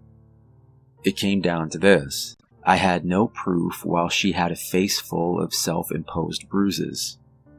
I sat there in my darkened car for over an hour, trying to figure some way out of this, when I noticed a car pull in. The car looked a lot like Julia's. A woman who looked a lot like Julia got out and walked to the back door by the children's ward. She went inside. I followed. Getting inside the locked hospital without a keycard was a problem. But I knew that Carl on the janitorial staff always propped open the door in the basement stairwell to have a smoke. Lucky for me, he was a chain smoker. I offered him $50 to come with me for 10 minutes in case I needed a witness. He nodded. Quickly and quietly, we headed for the children's cancer ward. Stopping just shy of the glass double doors, we slowly looked inside. All of the children were asleep, but in the softly lit room, I could see Julia standing perfectly still. She was looking down at Clara. Julia looked like she was carved in stone. She didn't even appear to be breathing. "Christ," I heard Carl whisper. "That's creepy." I was reaching forward to push open the door when Carl grabbed my arm. "No, she'll just call the cops on you. I'll do it. I can say one of the kids threw up and I have to mop the floor." I looked over at him quickly. "Okay, but go now." Standing to the side, I let Carl pass through the doors. As they spoke, I could hear Julia heading towards me, so I ducked into the closet across the hall. I listened as the soft clicking of her heels headed towards the exit and outside. Once she was out, I exited the closet and walked back into the children's ward. "Carl, can you post yourself outside the door tonight? Clara's mom gets here every morning at 7 a.m., so she'll be safe after that." "But what about tomorrow night?" Carl asked worriedly. "I think we should be okay after tomorrow. I have an idea." After saving Carl's number to my phone, I woke up Clara. I told her to tell her mom how she felt around Julia, and I asked her not to mention me. Then I left the hospital. On my way home, I stopped at a chain store and purchased a burner phone. I used it to leave an anonymous message for Clara's mom. In the message, I said that I had seen Julia, one of the nurse's aides, acting strangely around Clara. I said that she should transfer Clara to another hospital as soon as possible. I said that I feared for her safety. Carl called me the next evening. He said Clara had left the hospital with her mother by her side. Mission accomplished. Now I could concentrate on my own problems. I waited for my informal hearing, and eventually the charges against me were dropped. But I didn't want to stay in the area. I decided to move across the country and try to start over again. So I moved to San Francisco, bought an old sailboat and rented a slip in a half-deserted marina that had seen better days.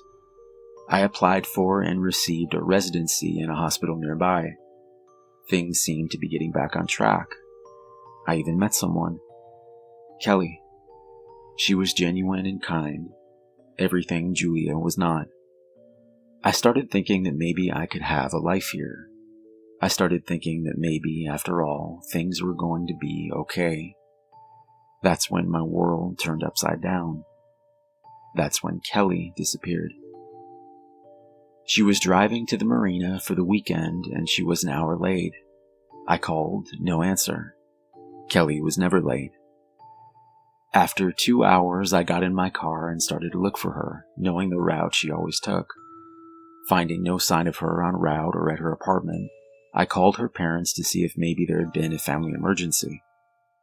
After that, I called the police. I knew they wouldn't do anything for 24 hours, but I had to do something. Somehow, I knew with absolute certainty it was Julia. I told the police everything.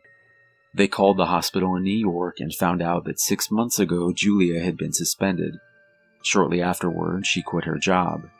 No one knew where she went. 2 days later, they found Kelly's car in a grocery store parking lot. One of the tires was flat, punctured with a sharp object. And a week later, they found Kelly. She had been hit from behind with something heavy and left to die alone in an abandoned lot. I didn't get out of bed for a week. Slowly, though, my grief turned to rage, and I knew that when Julia eventually contacted me, I was going to kill her. I didn't care about going to prison. I knew that would destroy my family, but maybe, just maybe, I could do it quietly. It wasn't even 24 hours when she called me. When I picked up the phone, I heard silence, but I knew it was her, and I was ready. Julia, now I understand that we're meant to be together. After 30 seconds or so, I heard her speak. "Do you mean that, Scott?" I smiled. "I do." "This isn't some kind of trick, is it?"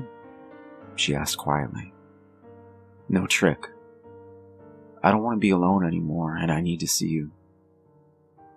"But I'm already here," she replied calmly. Surprised, I looked up towards the gate to the marina and saw Julia standing with a phone to her ear on the other side. I hadn't expected her this soon. Pausing, then walking over quickly, I opened the gate as we both stood in front of each other. Then she threw her arms around me and I pulled her close. That night we sailed out into the Delta, dropped anchor, and cooked dinner together. We were going to have a fillet with potatoes and red wine.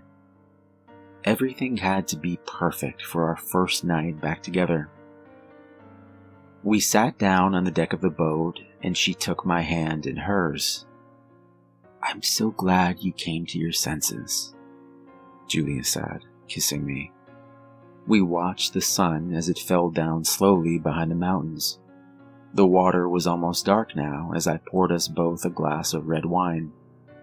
Minutes passed, and as I went to stand up to put the dishes away, I almost fell over.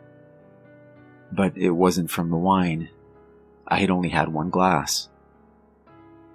She had drugged me, I realized, as I lost my balance and fell back onto the deck.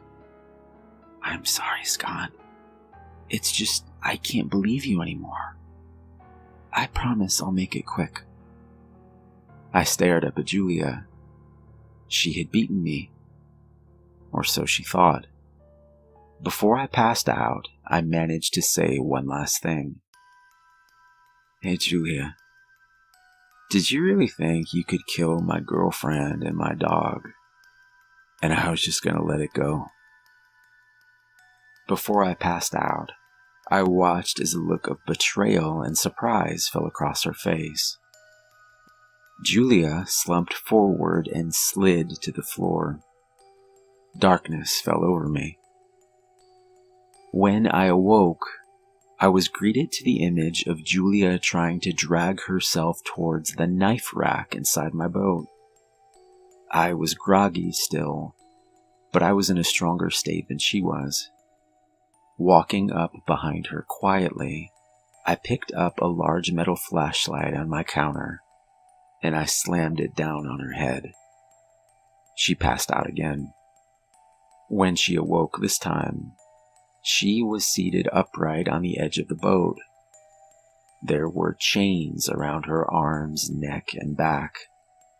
I smiled as she looked from the chains to the block of concrete they were wrapped around. The concrete was teetering on the edge. I watched the emotion on her face as I sat across from her. "Sleep well, Julia." Before she could speak, I kicked the concrete block over the edge and watched the chains pull her body down into the darkness. She didn't even have time to scream.